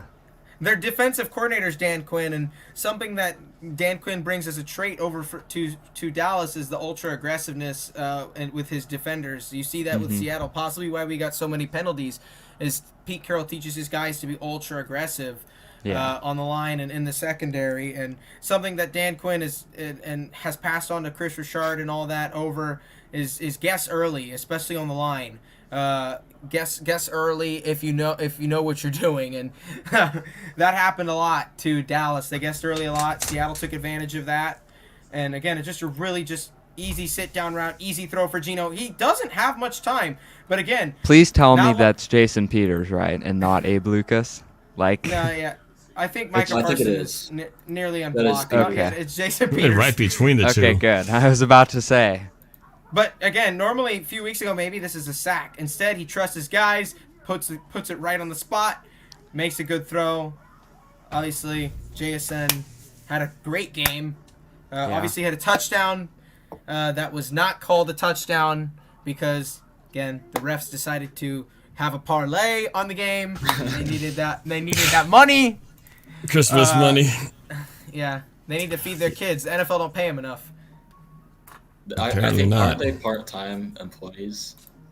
Yes, they are Yeah, part-time they're not. employees. Man, It's that's ridiculous. absolutely How? insane. Considering how much is on the line every week. They need to be some of the highest paid people on the planet. Like, they need to be practicing.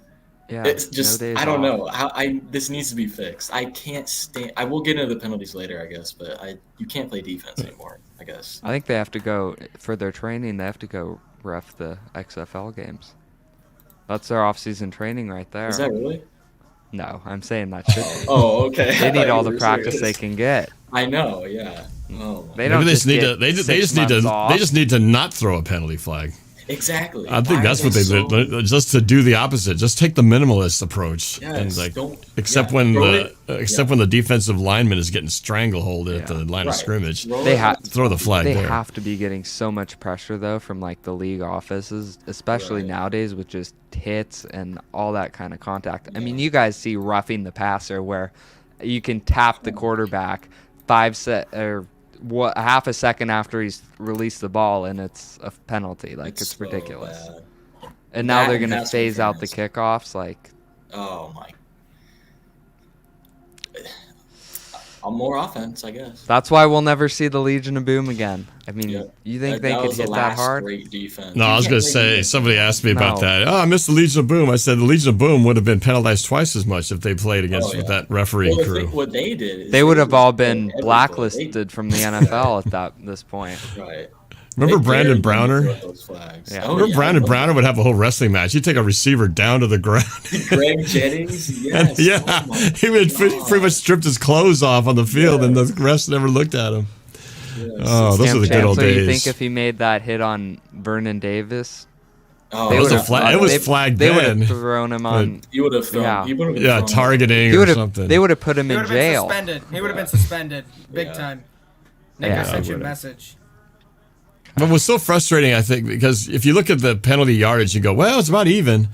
The worst part, though, is that they picked up so many flags that Yeah. they threw on Dallas. They picked up at least 3 or 4. They didn't pick up any on Seattle. And the then one- when those yeah. when those flags came in, it was always on third down Exactly. and a stop. Yes. Every time it was done, whoop, penalty. Oh, third down, we got the stop. Whoop, penalty. Oh, third down, we got the stop. Whoop, penalty.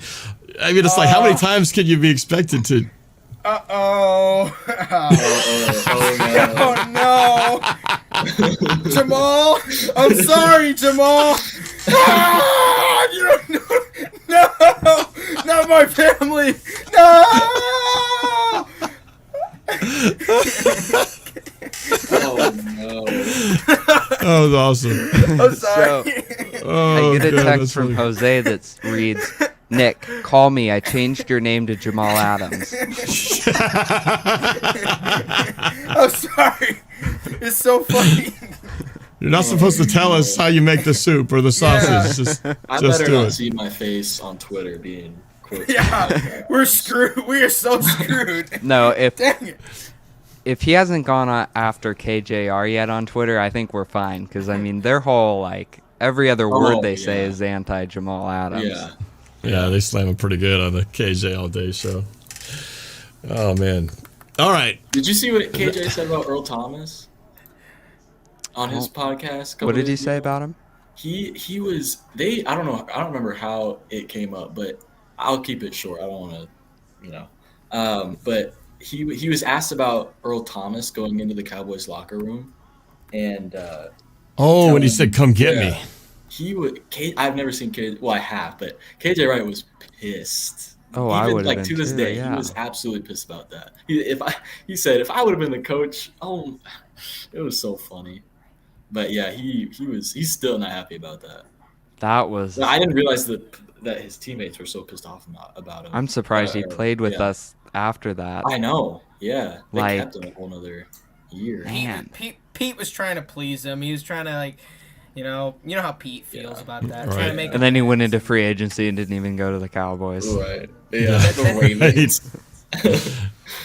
Yeah, everything went All right. downhill after they left the Seahawks. Yeah. Oh, Flipped yeah. off Alright. Pete Carroll. We Or the haven't heard Let's go. sideline. Yeah, let's We got play. we've got a really interesting route combination up here. The little stack. Oh, We've never that little- seen this before. Triple stack. This is formation. something that I've seen at Ohio State, and that Jackson Smith and Jigba is actually familiar with. And Ohio State is known for running. Let me take all the crap away. Ohio State is known for running with Hey, formations. take away the like column this. away while you're at it. Yeah. Quality My control. bad.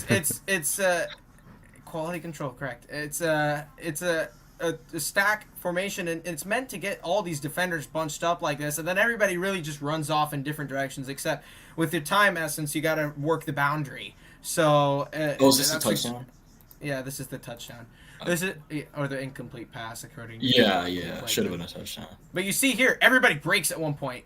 Colby's open, and everybody's just really jumbled off. And Smith and Jigba runs a really nice route. Gino puts it up only where his guy can get it. Nobody else can get that. That's a That's a great throw. 45-yard throw. That is a 45-yard throw off his back foot. Flips it in. That's a catch. Even with the pass interference, I don't know where the pass interference came from. Oh, Yeah, no, but he grabbed his Gino's arm. not He grabbed good his enough, arm. right, guys? Like, come Yeah, on, Gino's look not at that good. throw. Yeah. Russell Wilson can make that That was throw. a great throw. But Geno Smith makes that throw with nearly his back turned, just kind of chucks it up into the corner. And Smith and Jigba, it's lucky that this ball doesn't end up over by the helmet or the seat Yeah. or out of bounds. He throws it right where it needs to be. Yeah. And Smith Could you and Jigba imagine goes if out. Patrick Mahomes threw that? Oh my. Yeah, That'd be oh on my God. Twitter, 5 They'd be million talking about that for views. months. Right. Chris Collinsworth. Oh! Oh my God! Wow! Did you see that? You know, There's we're so one thing, used though. to it. There's one thing though, Gino that I took think- a shot. Gino took a shot too at the end. Yeah. actually. Yeah, I know. that I think people don't realize when they say draft a quarterback. Like, really looking at this class, most of the quarterbacks that would be available, I think you have to sit a year in order for them for to be sure. successful. Like Penix, Yeah. I mean, I'm a Husky fan and I love Penix. I want to see him succeed. Yeah. Don't start him year one. I want him to sit under a good coach, a good quarterback. That way he can learn, because he's still such a raw talent. And I can say the same about the other quarterbacks in this class. Maybe not the I top don't- two, Williams. I but- don't want to hear about JJ. If I hear one more person mention the Oh name my JJ God. McCarthy and the Seahawks, I hate JJ McCarthy is literally going to be like Mac Jones, the equivalent BJ. of Mac Jones. yeah, BJ was Who's that? talking about him in the chat a couple of weeks ago. I was Oh like, my BJ, come gosh. on. bro. Heck nah, bro.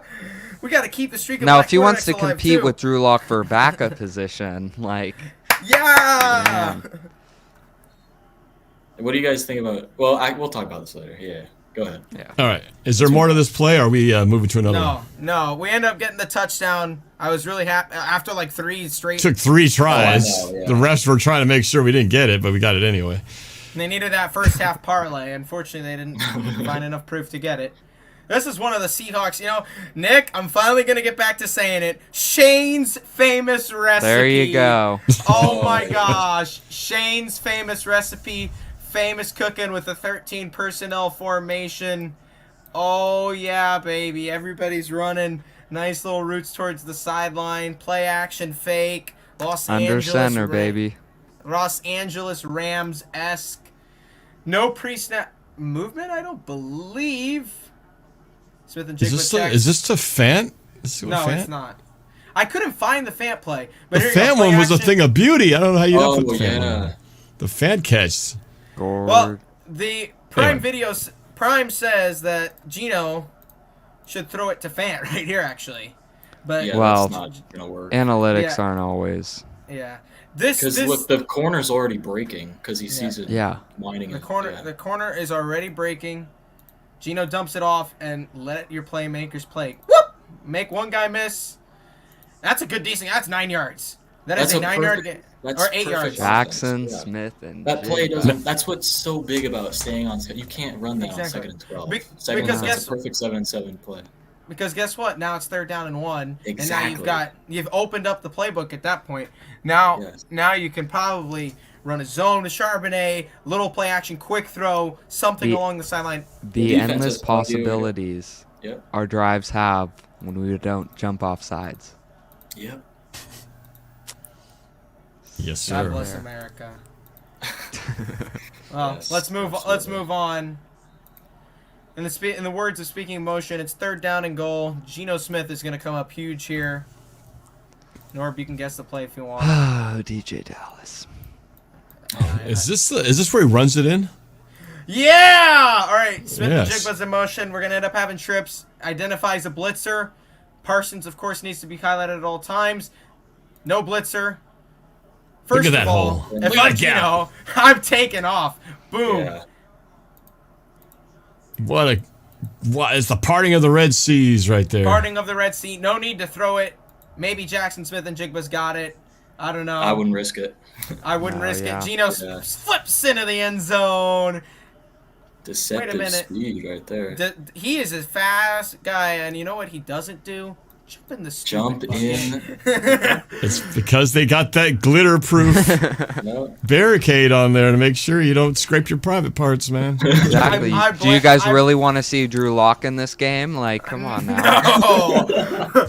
I blame Dolly Parton. You know, she's like the one who came in and made everything nice and sparkly for them. So, Oh my god. you know, I You were felt up so by, bad.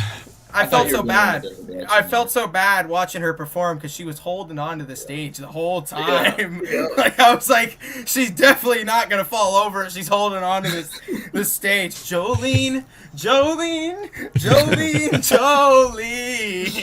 Like, I'm sorry. And then Tony Romo after goes on. He's like, Dolly Parton. I love Dolly Parton. She's amazing, isn't she? She's amazing, isn't she? Like almost creepy. Jim Nantz trying to get him to. How about that first half? Dolly Parton. I love it. You know Tony Romo got a good talking to when he came home. Oh yeah. Yeah. His wife. What are you talking about that 80-year-old woman for? She looks pretty good for her age, I must say. She's had a little help. But all right. I digress. Let's move on. We were feeling pretty good. We were feeling pretty good about the team at this point, weren't we? Oh, it was yeah. like 28. It was like 8. What was it? 8-point lead. 35-27, I think. I think. Yeah. Yeah. It was 28, 20. I 28. think that's. 20. 28. Oh. 20. I think that then after that the House of Horrors drive happened where. Telling you So the this bad is- and the ugly. If you can guess what this play is, Norb, I'll be really impressed. Nobody Wait. can spoil it. It's empty backfield. Oh yeah, I know. What the, End of the third quarter. I loved this. Shoot. When Bobo and Charbonnet or Smith and Jigba. Oh, usually is line up this this isn't a bubble screen, is it? It's Well, the it's up to flash you. screen.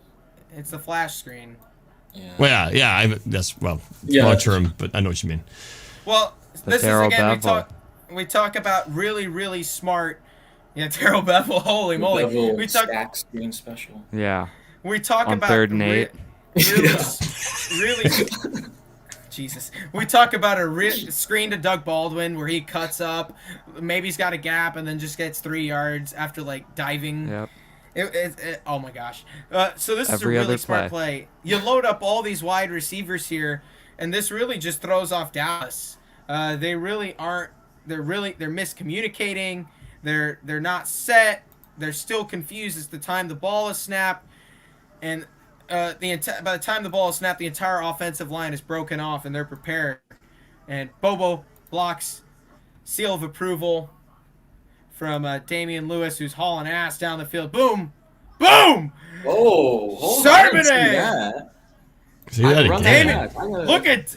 Look at Damian Lewis. That's a defensive Boom! match, Yeah. That's J. I'm Ron so Curse, glad we picked who's- Charbonnet. He's so good, man. Who's I really not like J. Ron him. Curse is not a small dude. He is a big Jamal Adams sized dude. Damian Lewis doesn't give up either. In open Get out my space, way. too. Move, bitch. Get out my way. That's what he literally said. Like that, like straight up. And that's a beautiful play. And at that point, I'm feeling good. Okay. Yeah. Our offense is clicking. Charbonnet's fired up. We got this at the end of the quarter. We can run screens. Yeah. Oh my gosh. It's still not the kind of screen I dream about, but at least You those dream screens were about working. the Madden screens.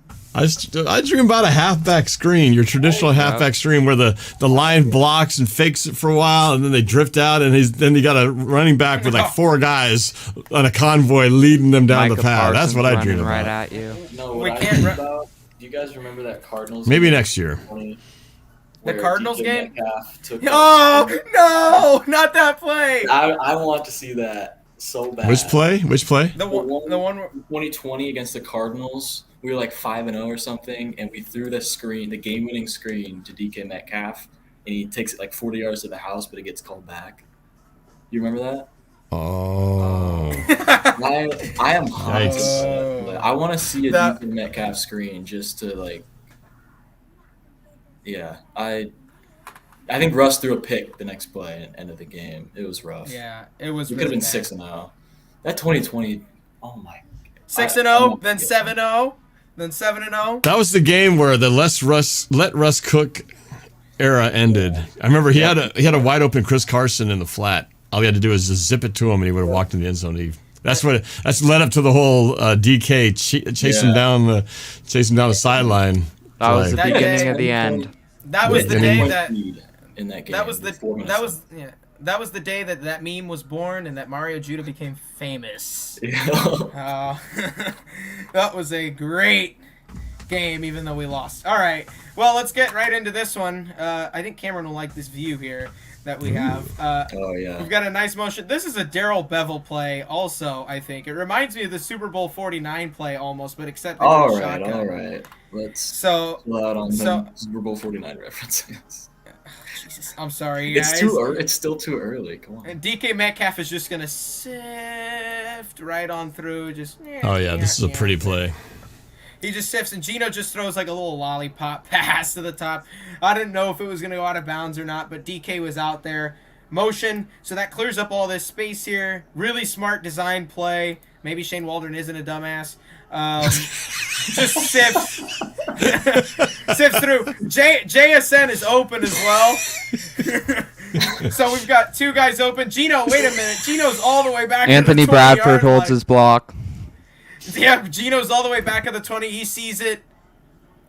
That's chemistry right there. DK This is runs a- away from the. Oh, he gives the ball to the he gives kid it to the too. kid. He gives the ball to the kid, daps him up, and you know there's got to be some adult who's like 6 beers in who's like, yeah, DK, give me a hug. DK's like, get out my way. What you mean, fool? Like, Yeah. That's the Tyler Lockett special. I was almost. Yeah, Tyler Lockett. expecting- Doug Baldwin did that route a lot too. Yeah. I think that's when you're talking about the Super Bowl 49 special, right? Because Yeah. it was the opposite direction. That was when Doug Baldwin did the poop in the end zone play. It was on the Patriots logo too. So. Yeah, which was very uncharacteristic for him, and actually that I kind of hurt the know. team. Actually, Did we get penalized for that? yeah, 15 on the kickoff. gave the New England Patriots good field position in the following Norb, play. this next play, you may actually get your wish.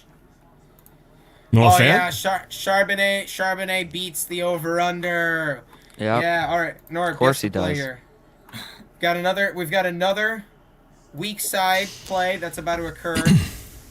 We've got Uncle our strength Will. side here. No. Uncle Will. No. Charbonnet is lined up as a wide receiver. What does this mean, ladies and gentlemen? When Charbonnet is lined up or Ken Walker's lined up as that, Screen. in the game, it's a screen. But Norb, it's almost as Motion. oh, whoa, motion, fake it.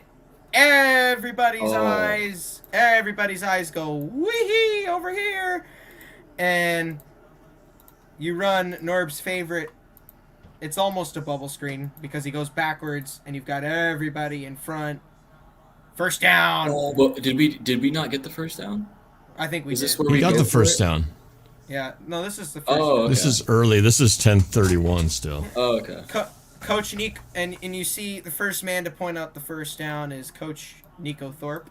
Nico Thorpe. Yeah. Who's He wears the gloves. he wears the gloves. Did you guys see Pete throwing around pregame? He's No, got an arm. Well, we know that. We saw that montage at the beginning of the year during training camp, hitting all those Oh, yeah. receivers all over the place, remember? I know. I gotta keep pointing it out because there's still people who are like, Pete's too old to coach. Pete's too old. Yeah, I want to see Mike McCarthy making that throw. God. Brian Dayball. Well, someone will say, yeah, but just because he can throw doesn't mean he can coach. Yeah, people think People he's just want to change things. The problem is people, when they're not happy with something, just change it.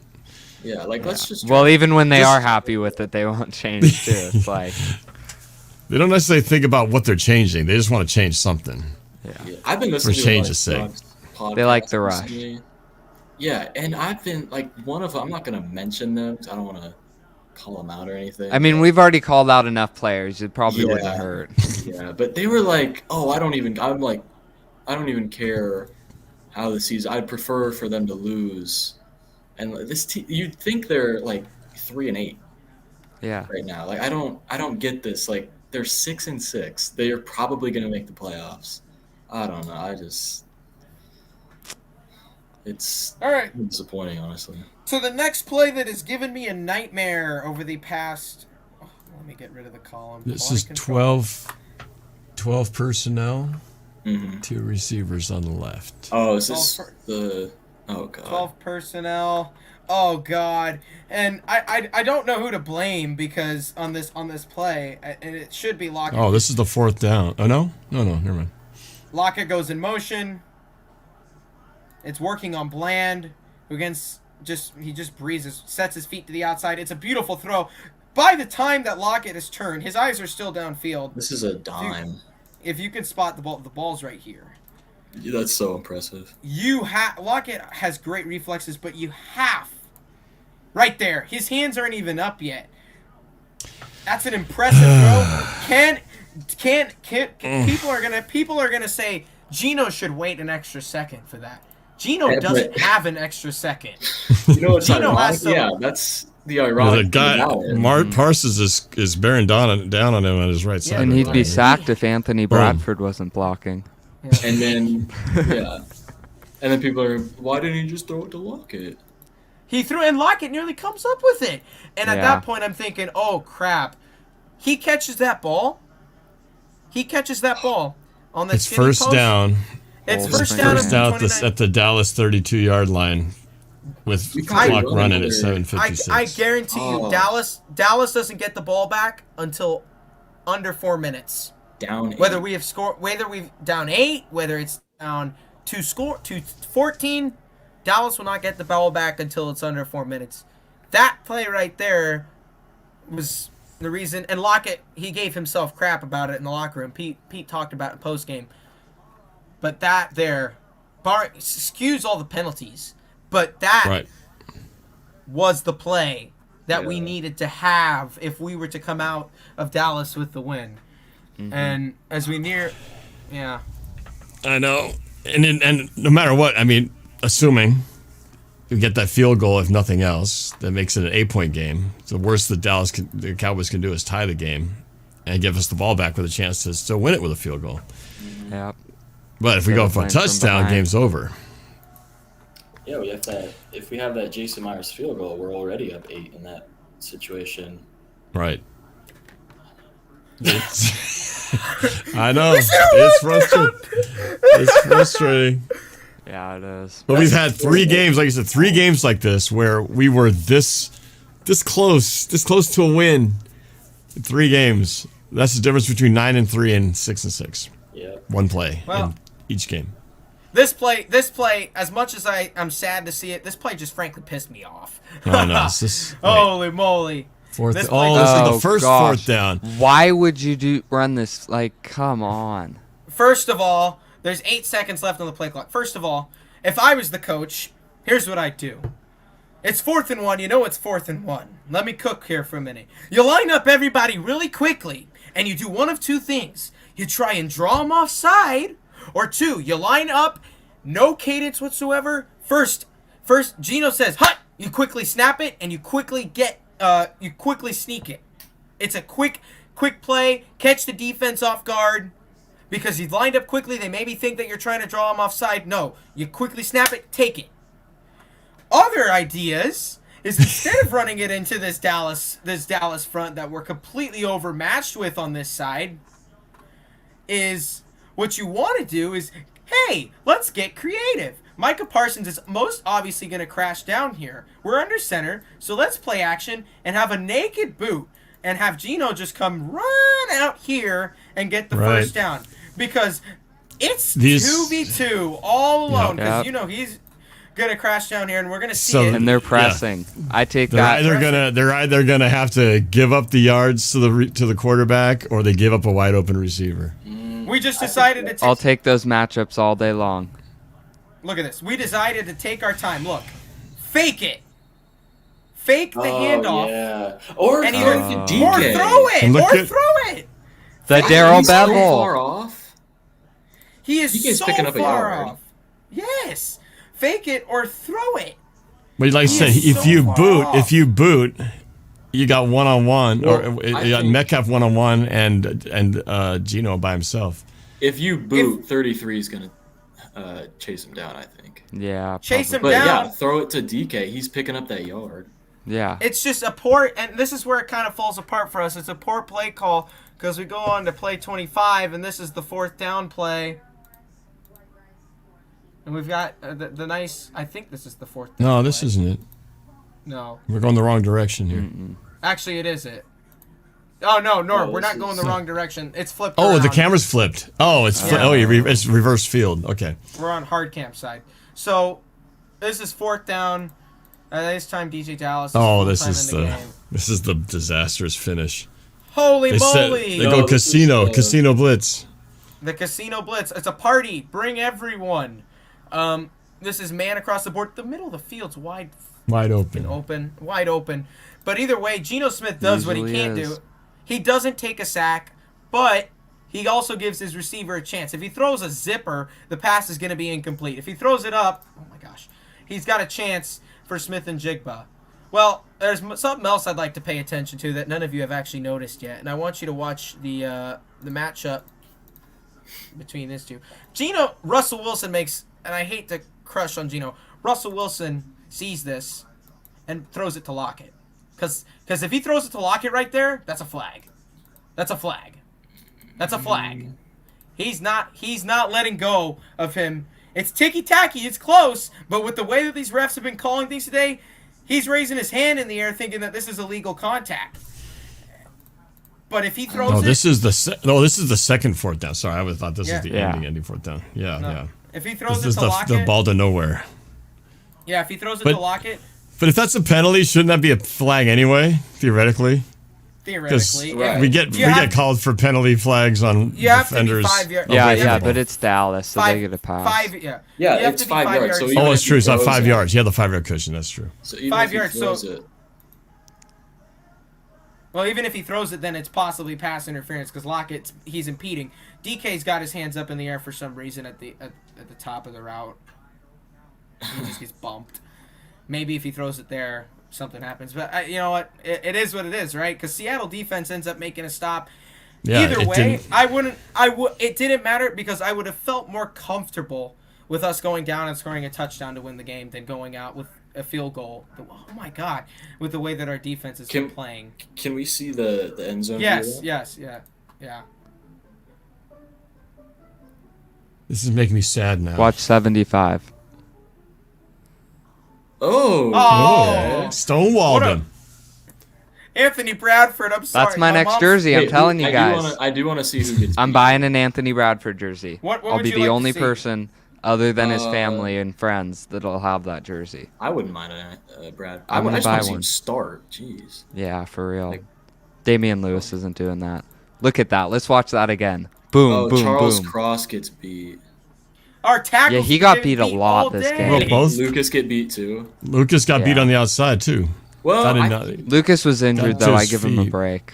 if Cross doesn't get beat there, that's an accurate Yeah. ball. He has to throw it off his back. The inside of our line has been, at least Well, this yeah. game was pretty. Yeah, I see a lot of Strong. people complaining about the interior. I mean, Phil Haynes' criticism is Yeah, that's justified. warranted, but Yeah. I mean, no. But I mean, yeah, I Andrew agree. Bradford is great. Evan Brown's been a good pickup. Yeah, I think yeah. Cameron, you and I were pretty high on him too in free agency. Yeah, That mock league. It was you and I going yes, after him. Yeah. So we got a guy named Nick Yak in the chat. He's a Cowboys fan. Said Gino made some really nice passes against Bland. He also says should have ran more Cowboys. Should have ran more. Cowboys have safeties at linebackers, and then That finally is says true. naked boot don't work against a fast Cowboys Right. defense. I don't know. What was the first one that he said about?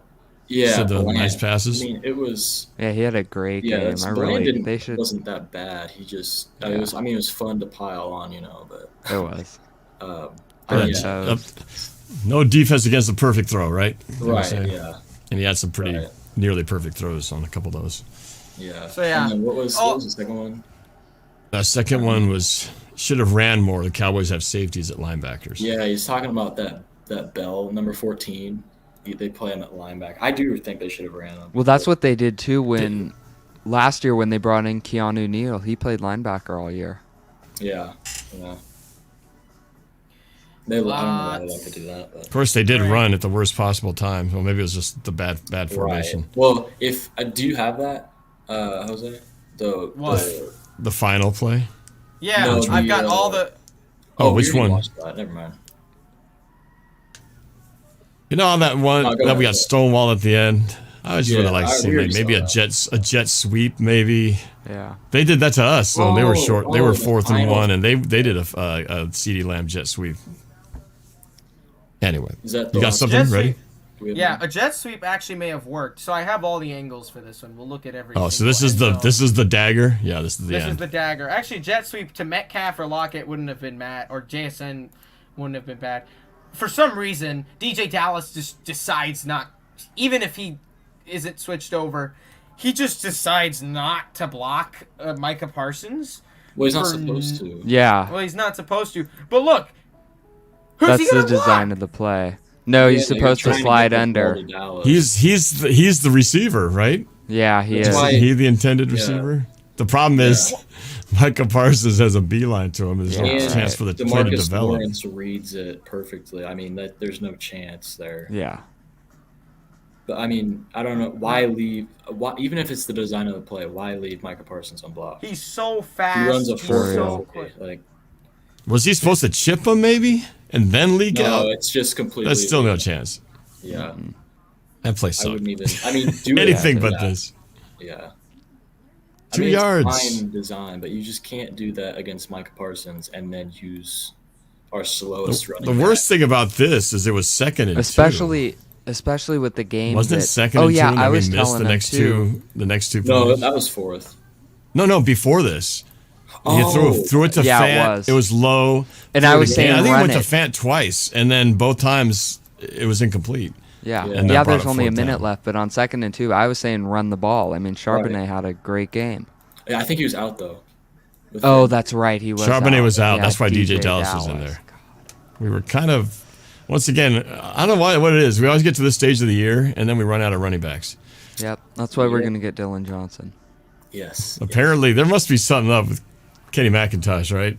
Yeah, I Not don't know reason why. he's not giving him a chance. 2 weeks in a row, Pete's like, oh, yeah, we're going to get McIntosh involved. We're super high on him. Even John Schneider, I heard, oh, yeah, in training camp, McIntosh was great. And then come game time, it's just nothing.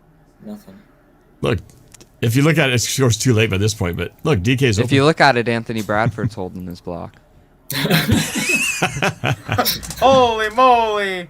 Even Cross does a decent job this time, but we decided to run a screen because we're. I mean, yeah. Even if it's you have you slide protect to the left and then have Dallas just like throw himself into Parsons just to like buy Geno a second and a half, he can get that to Metcalf. Oh yeah, and our Metcalf receivers was were open. playing so good the entire game. Look at that. Metcalf so is tough. wide open. If he had a second, he would have hit him. Yeah. And Geno's But he was on knee his 'cause- face so quick. Now here's the question: do you think Russ changes the play? If he's, I hope not. I hate to compare him, but I think what do you Gino think- should have done is just thrown the ball and then get slammed and hope that the refs are just throw roughing the passer. yeah, I sent you guys a picture of his elbow just to prove that it was He won't no do that. joke. His elbow injury was absolutely like. Okay, here we go. We'll get a really good look at it. But look at this. Aren't they completely overmatched? They got 2 guys on that side versus 3. Right from On the the left side? initial alignment on the Dallas's left side, our right. There's 3 rushers and only 2 defenders. Well, yeah, because they leave the 2 inside guys they have blocked, but we're just not. We don't want to block Parsons here. Yeah. Yeah, see. He's supposed to leak under him. Yeah. And then you just flip it to Dallas right over his head, but I mean, there's just no time. And realistically, Jose would be yelling Shane's famous recipe if it worked out and we won the game. Yeah. But, Yeah. you If know, this in this works- case. If this works, Shane looks like a genius. Oh, yeah. I saw a play, too, of DJ Dallas running the exact same play in preseason and taking it like 40 yards for a touchdown. So what you're really saying is it wasn't a bad play call, it was just execution. Yeah. But still, it's pretty gutsy to call against Micah Parsons. Like, Exactly. I don't think it's honestly. I still don't think it's good. You can't run against Parsons.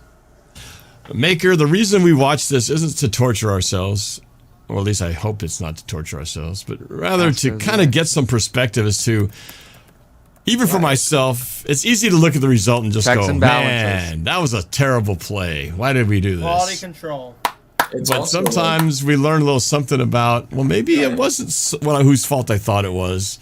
Now that I've looked back and analyzed it, right? That's what the team does. They go back and watch the film and they see who actually missed who didn't execute, and a who whole did, lot of and people when think maybe the play, like I said, was brilliant, and if it had been executed perfectly, it's like the ultimate wow, what a call. But when it doesn't, what a disaster. Same thing with Exactly. Super Bowl 49, right? Maybe it wasn't the play, maybe it was the execution. So they should have still given it to Lynch. Okay. All right. Okay, what?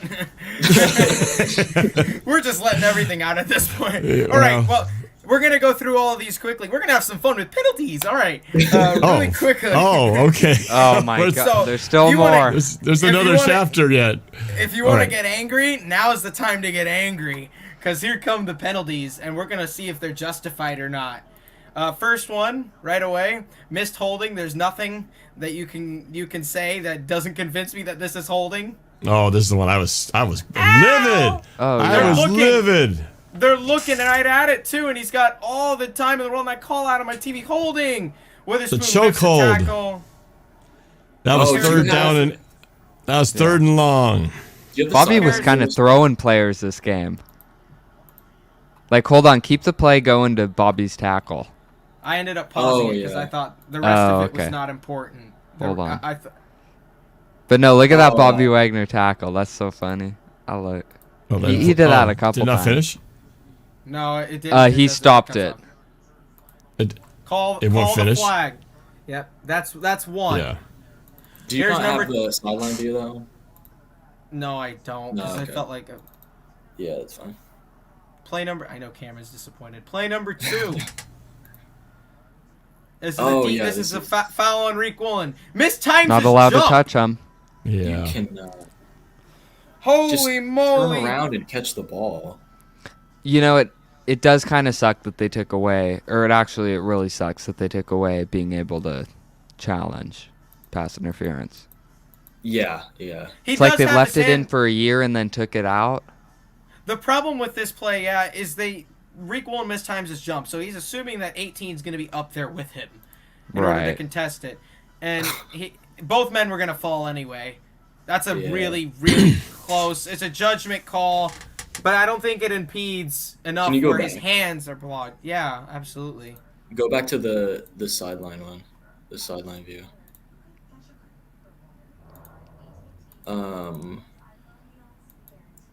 Watch this Jamal Adams play. This is pretty good coverage. Let's show Jamal Adams some love here. Yeah, about the 50? Yeah. Is that the 50? Watch. So what coverage is this? This is cover 8, I think, and he's got this quarter right here. Look at him carry that. Look at that. And then let's show Jamal Adams some love here. I love you, Jamal. I hope someone sends him this clip instead of Jamal Sky High just. Oh my goodness! I don't want my face attached to that. I don't want my reputation damaged. You know, on that play where it looked like Jamal was left reaching for air on that touchdown to the tight end. Do you have that? Dak had a pretty good little pump fake. Yeah, I think that froze him, and then went inside. I think the tight end just made a great. They just executed better. Okay, next one. Unlike Louisville, we need to move a little. 10-6. Oh God! In the fourth quarter. Yeah, FSU ain't making the playoff. All right, congrats Washington and Texas. Maybe even Georgia. We're gonna see here. This is a really ticky-tacky call. It's supposed to be a route that breaks down here. It's almost like a curl. Oh, this is not PI. This is not not PI or holding. It's I can't remember. We'll see in a second. But the receiver slips, and we'll see it in a second. He grabs him because he slips instinctively. That is such a bad call. And you know Pete's gonna come out and say, "Oh, he slipped!" He barely he doesn't even grab him. And the fact that him and Anthony Bradford, those will be my jerseys. You don't say. All right, let's move on to the next one quickly here. I believe this is the. Is this the Bobby pass interference? That's going to make me throw up. No, it's maybe not. No. It's the Rick. It's Reek. Oh, the Reek one. Up on top. That's also not a pass interference, and you can tell he knows. Yeah. He's pissed. Where's the? I think I have an alternate angle of this one. Give me a second. This was probably one of the worst, I think. What is playing right now? Oh, this is penalty 5. Oh, Oh, I don't know if while you're finding that, I had to acknowledge Dukes of Hazzard with a super chat. Got to keep this game tempo style up to make it. Yeah. All right, I don't have another angle, but we're just gonna get into it. Who cares? Nick Yak says offensive interference. If you ask me. Yeah, they don't possibly. Call it anymore, I guess. They picked that up. They actually threw the flag, and then they said there is no foul for pass interference. This is the Bobby play. Oh god, this one really. No hold called in this one really. It's not even catchable. It's the ball bang hits the bang, and it ground comes all the way. It comes all the way from the God. sideline. That's the ref that bad. had the money. Pause it and see where the ball hits the ground. By the way, I like to give Devin Bush his money's worth. He was not bad, half bad, taking over for Jordan. Yeah, coming in for the injured Brooks. Pretty good. I will say did a good job. The only downside to that is it just furthers this Seahawks Twitter narrative that he should be a full-time starter. Yeah, I know. Here we go. Bush, ready? The ball's that out. is a thing. The ball hits the ground right as he hits him, like It's the not, frame. yeah. It's literally like right. It's so fast.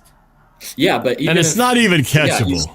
It's not even even catchable. if he does catch it, I mean, he tackles him as soon as he catches it. If he does catch it, like that's a Yeah, good exactly. play. That's a good tackle. The refs, it's just unbelievable. We'll get into penalty 6 where I have multiple angles. This is a face mask, I believe. Penalty 6 Oh, of what? Penalty 6 of like 8 that were like Okay, BS Oh, okay. Well, penalties. Oh, the face mask Oh that became my a no face gosh. mask. Oh, he grabs it. Are you kidding? Look at that. That's a face mask. What part? And if he doesn't grab the face mask, he just goes down. Why is he snapping back? Because he's got his fingers on it. Are you kidding me? His fingers are right there on it. Does this How do you show think the he's refs got- Why is his head going backwards?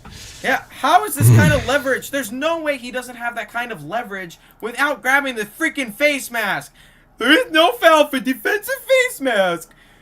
Did that Didn't did matter. that show? Did you have the clip where it shows the refs all looking up at the scoreboard, watching it?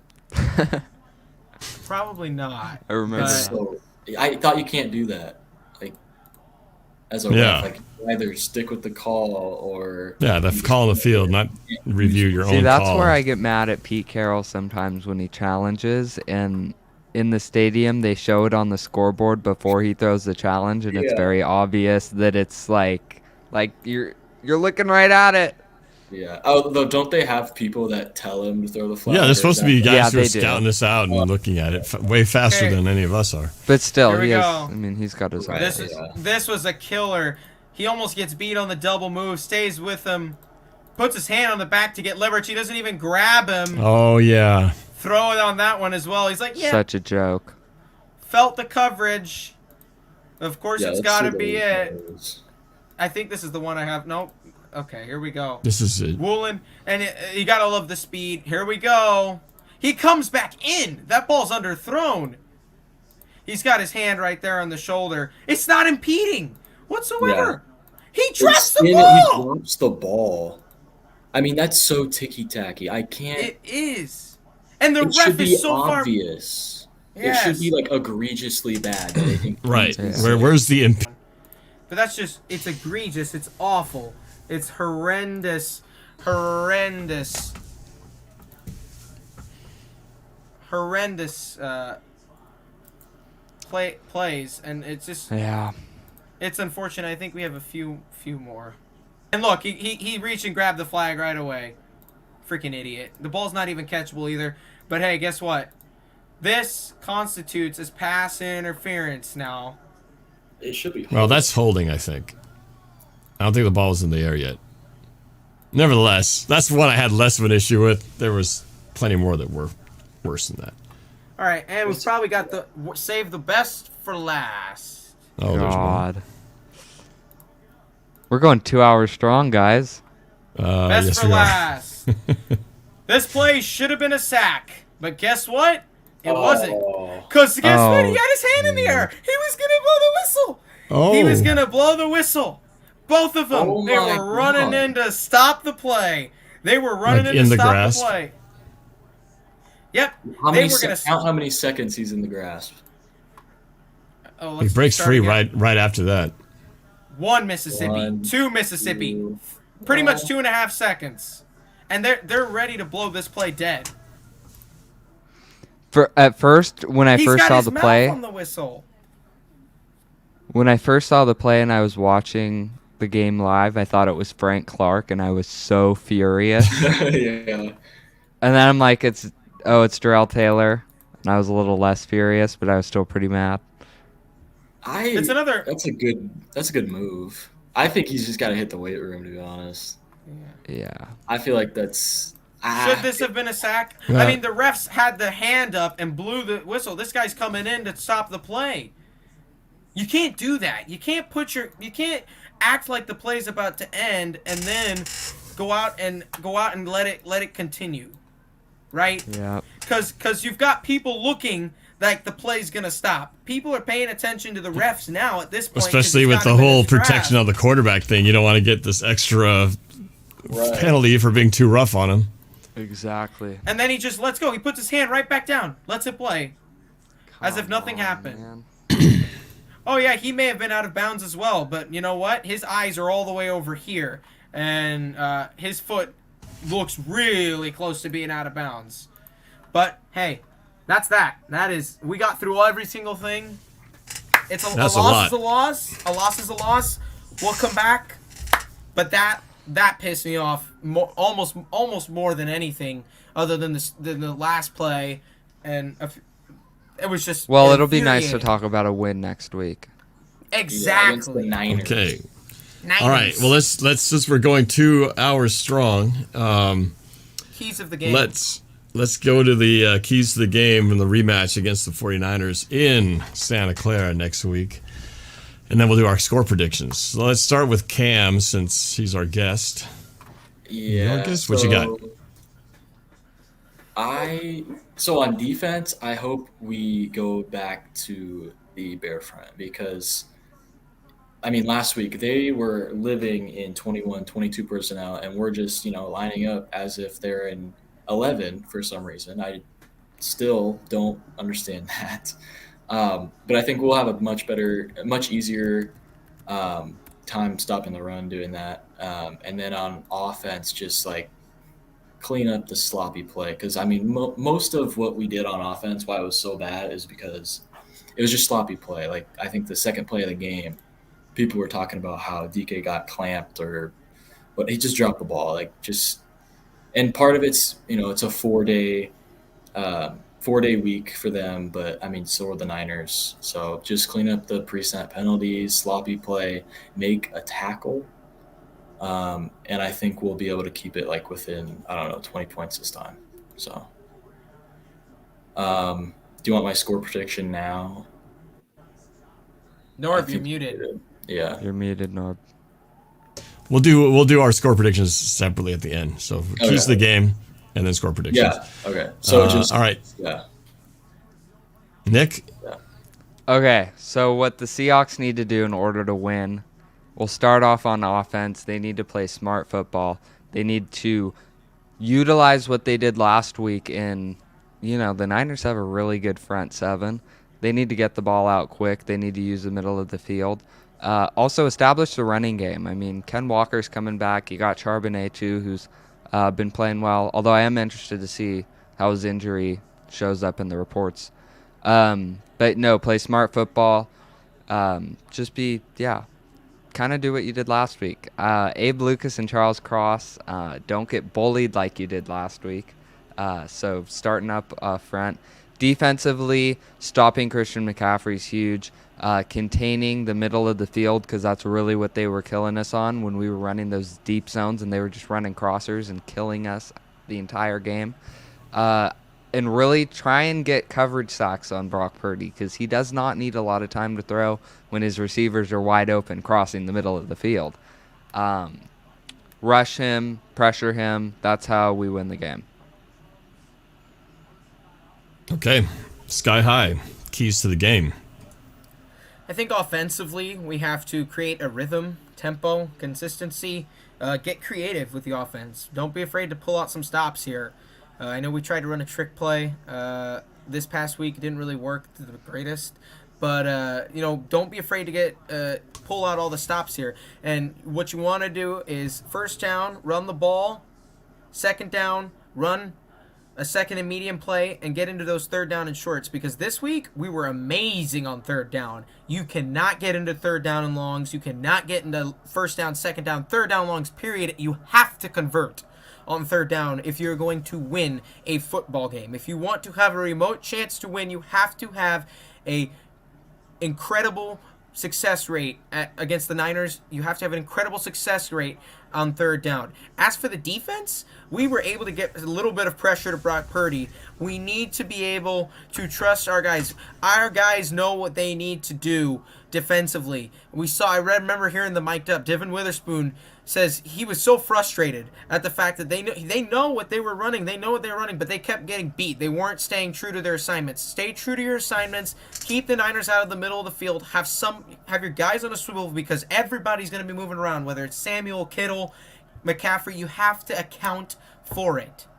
And by God, convert on third down and protect Geno, get those quick throws out, utilize the run game, drag this team into the fourth quarter with control. Do what you did against the Commanders. The reason we won the game against the Commanders is because our defense was, one, being successful, our offense had found their rhythm, and we were beginning to wear down that team. We were beginning to wear down that defense, wear down the Niners to where you are able to control the final minutes of the game and hopefully pull this out. You also need to start Anthony Bradford over Phil Haynes so that we have Yes! some pass protection in the interior of the offensive line. Sorry, Phil. Good call. We love AB. Super chat alert from Dukes of Hazzard. Says, no punts, baby. No 3 and outs anymore. Well, I don't know if we can go for the no punts, but considering Dallas's defense, that was a pretty big accomplishment. So, yeah, we could definitely go for minimal number of 3 and outs for sure. All right, let me jump in here with my thoughts on this game. It'd be so easy for me to say the same old broken record stuff. We need to convert on third down, and we need to, rush the passer. But that seems too generic, and you could copy paste that from everything. So I'm going to be very specific about this game. I want to see the Seahawks at the end of the game. We need to have 25 rushing attempts maybe by combination, but we got to have at least 25 carries total. I think if we don't hit that number, we're going to lose this game. That's called committing to the run. We were better at it last week, but still, I think we can do even more than that. Even our Dallas friends said the same thing. Geno needs to do what he did in this last game, get rid of the ball quick, and that's in conjunction with the coordinator. They did a great job of getting the ball out of his hands in like 2 seconds. Let's do that again. Defensive-wise, I would commit all resources to stopping Christian McCaffrey and the run. And I'll take my chances, go man defense, man up, and just try to keep everything in front of you. If they beat you deep one of these times, I would rather see them do that, trying to go aggressive and keep them from nickel and diming us down the field than to just watch. I'd rather see them get beat deep than go 15 yards, 10 yards, 8 yards, 15 yards, because that is so demoralizing. I'd rather see them just get one big play on us if that's what they end up giving up than to see that happen all day long. So stop the run, stop Christian McCaffrey, because I think if you can keep McCaffrey neutralized and not as big of a threat where he's just dominating the game, I feel like this game will be within reach. Basically, what happened in the second half of the last time we played, because I look at that game was an abomination. I was more pissed about the first half of that game than I was about anything about the Dallas Cowboys game, except maybe the holding penalty that wasn't called, and the pass interference on Bobby. Aside from that, I was so mad during that game against the Niners because we were shooting ourselves in the foot. We weren't even doing what we're talking about now. We were doing negative that. We were doing stupid things that weren't even good enough to probably beat the worst team. We would have lost the Carolina Panthers if we played the way that we did in the first half, with tripping over each other, fumbling punts. And I mean, it was like everything we could do wrong, we did wrong in that first half. So the second half, just look at what they did in that one, because they were more competitive in that third quarter. And if they could come out shooting like that, we got a pretty decent chance. So they did something good in that game, and they caught some fire in the third quarter. They just got to be able to do it for more than one quarter. So those are my very specific things, because I think it goes without saying the rest of it falls into place if we can take care of those few things. So we'll see if we can get that done. So you guys ready to do some score predictions? Yep. Oh, yes. All right. Let's start off with our guest, Cameron Hughes. Cameron, what's the score of the Seahawks 49ers game? Honestly, I don't really think we're going to win this game. Two of the three things that I want them to do on defense, you can't just change in a week. Like, you can't just magically get better at tackling. And they're not just going to pull Bobby from the middle of the field. But I mean, if they, get in that 5-man front, stop the run, they can keep it close. But I'll never pick the 49ers over the Seahawks. So hell yeah. I'll go Seahawks over 49ers by a score of 27-24. 27-24. Yeah. Okay, Nick, you're up. Score prediction. I got 31-30 Seahawks. Barely doing it. I think if we do win this game, which I'm optimistic, it's going to be just a razor-thin margin. We're going to need some luck on our side. And Is that a Jason Myers game winner? Yeah, redemption. All right. I'll give it. Oh Yeah. no. Yeah. Now on to let's go Jose Jason and his Myers. dramatic No, Norb should score go. prediction. You want to save yours for that? Okay, that's fine. We'll go out of turn.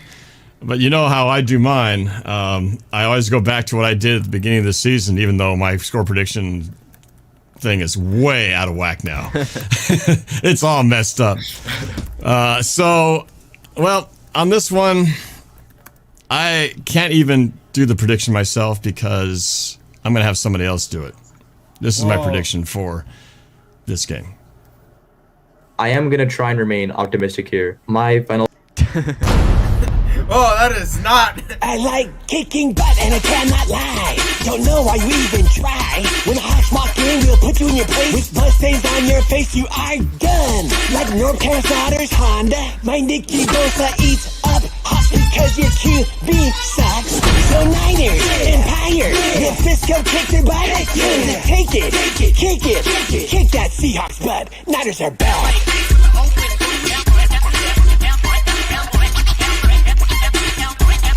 Niners are back.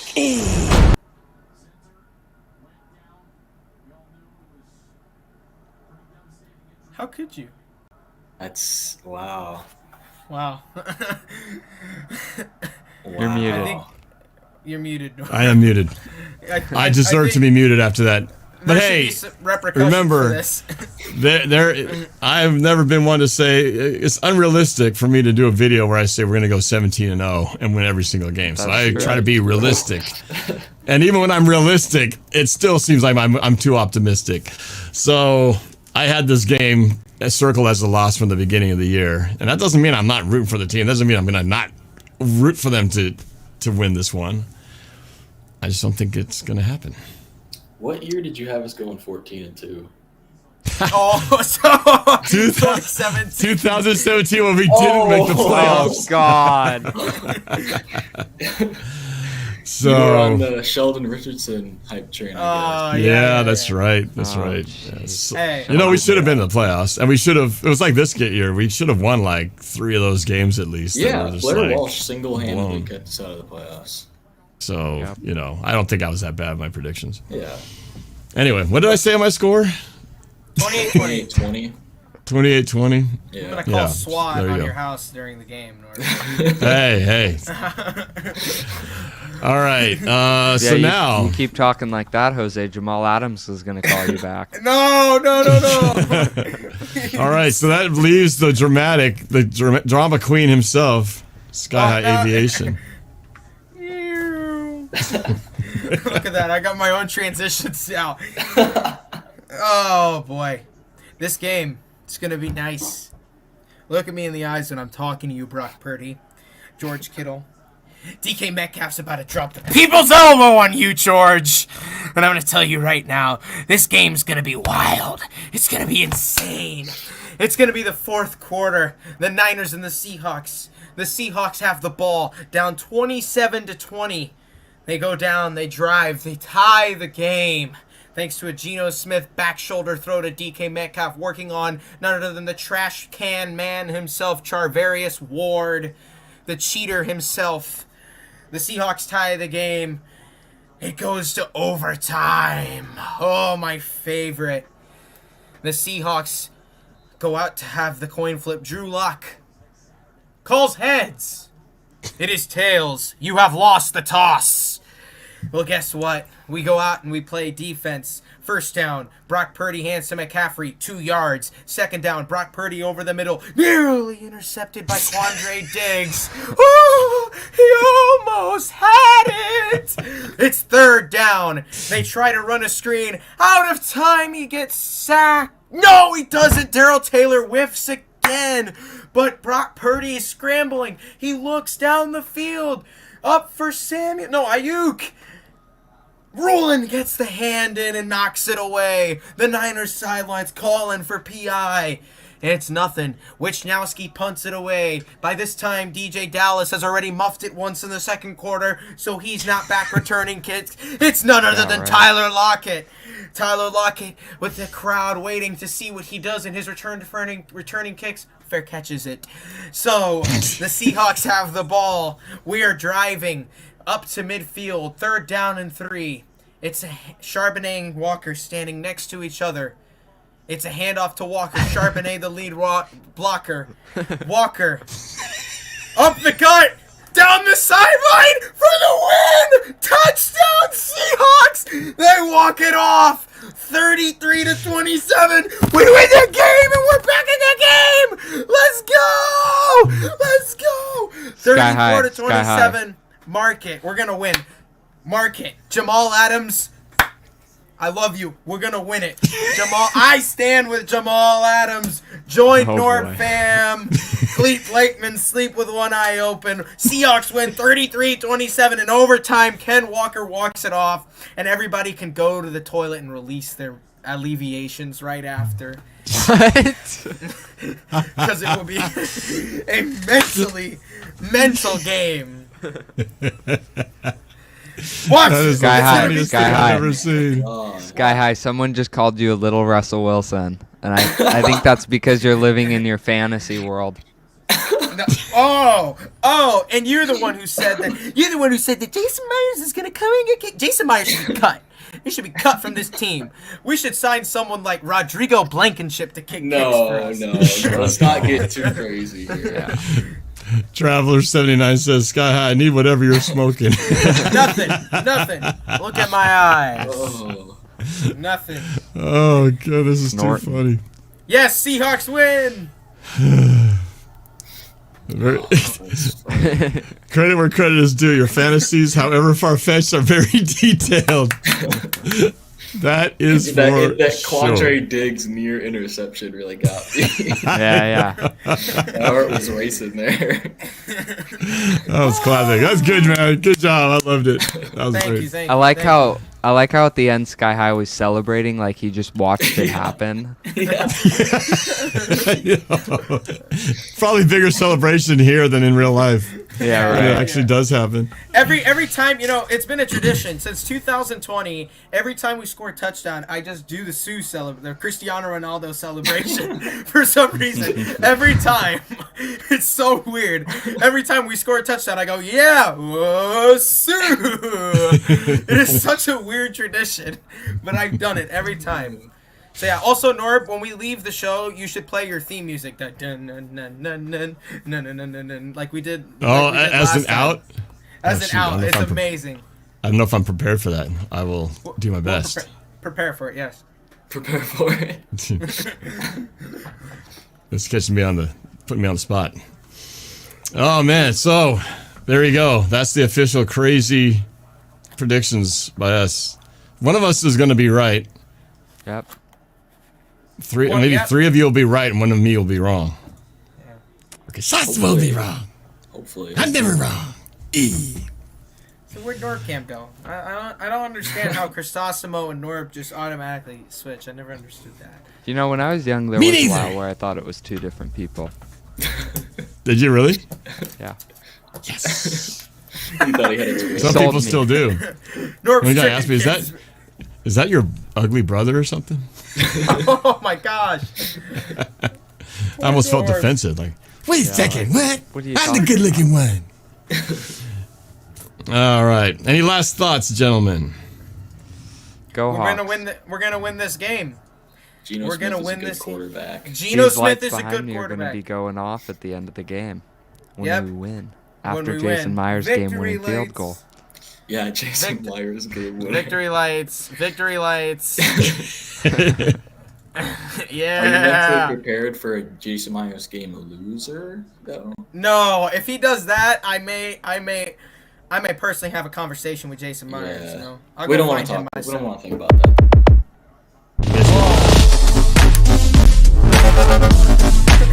Hey, we survived. There you go. Now we can wrap up the show. We can wrap up the show to this. In other news, Florida State's AACC champions. Okay, there we go. Florida State. Congratulations. All right, well, to this NorbCam Jam from 2013, we're going to end this show. Hopefully you can still hear me because I don't know if that music's too loud or not. But we're just going to do it. It's loud. It's loud. Cool, we'll turn it down just a little bit. There we go. I'm NorbCam. We got Cameron Hughes over here.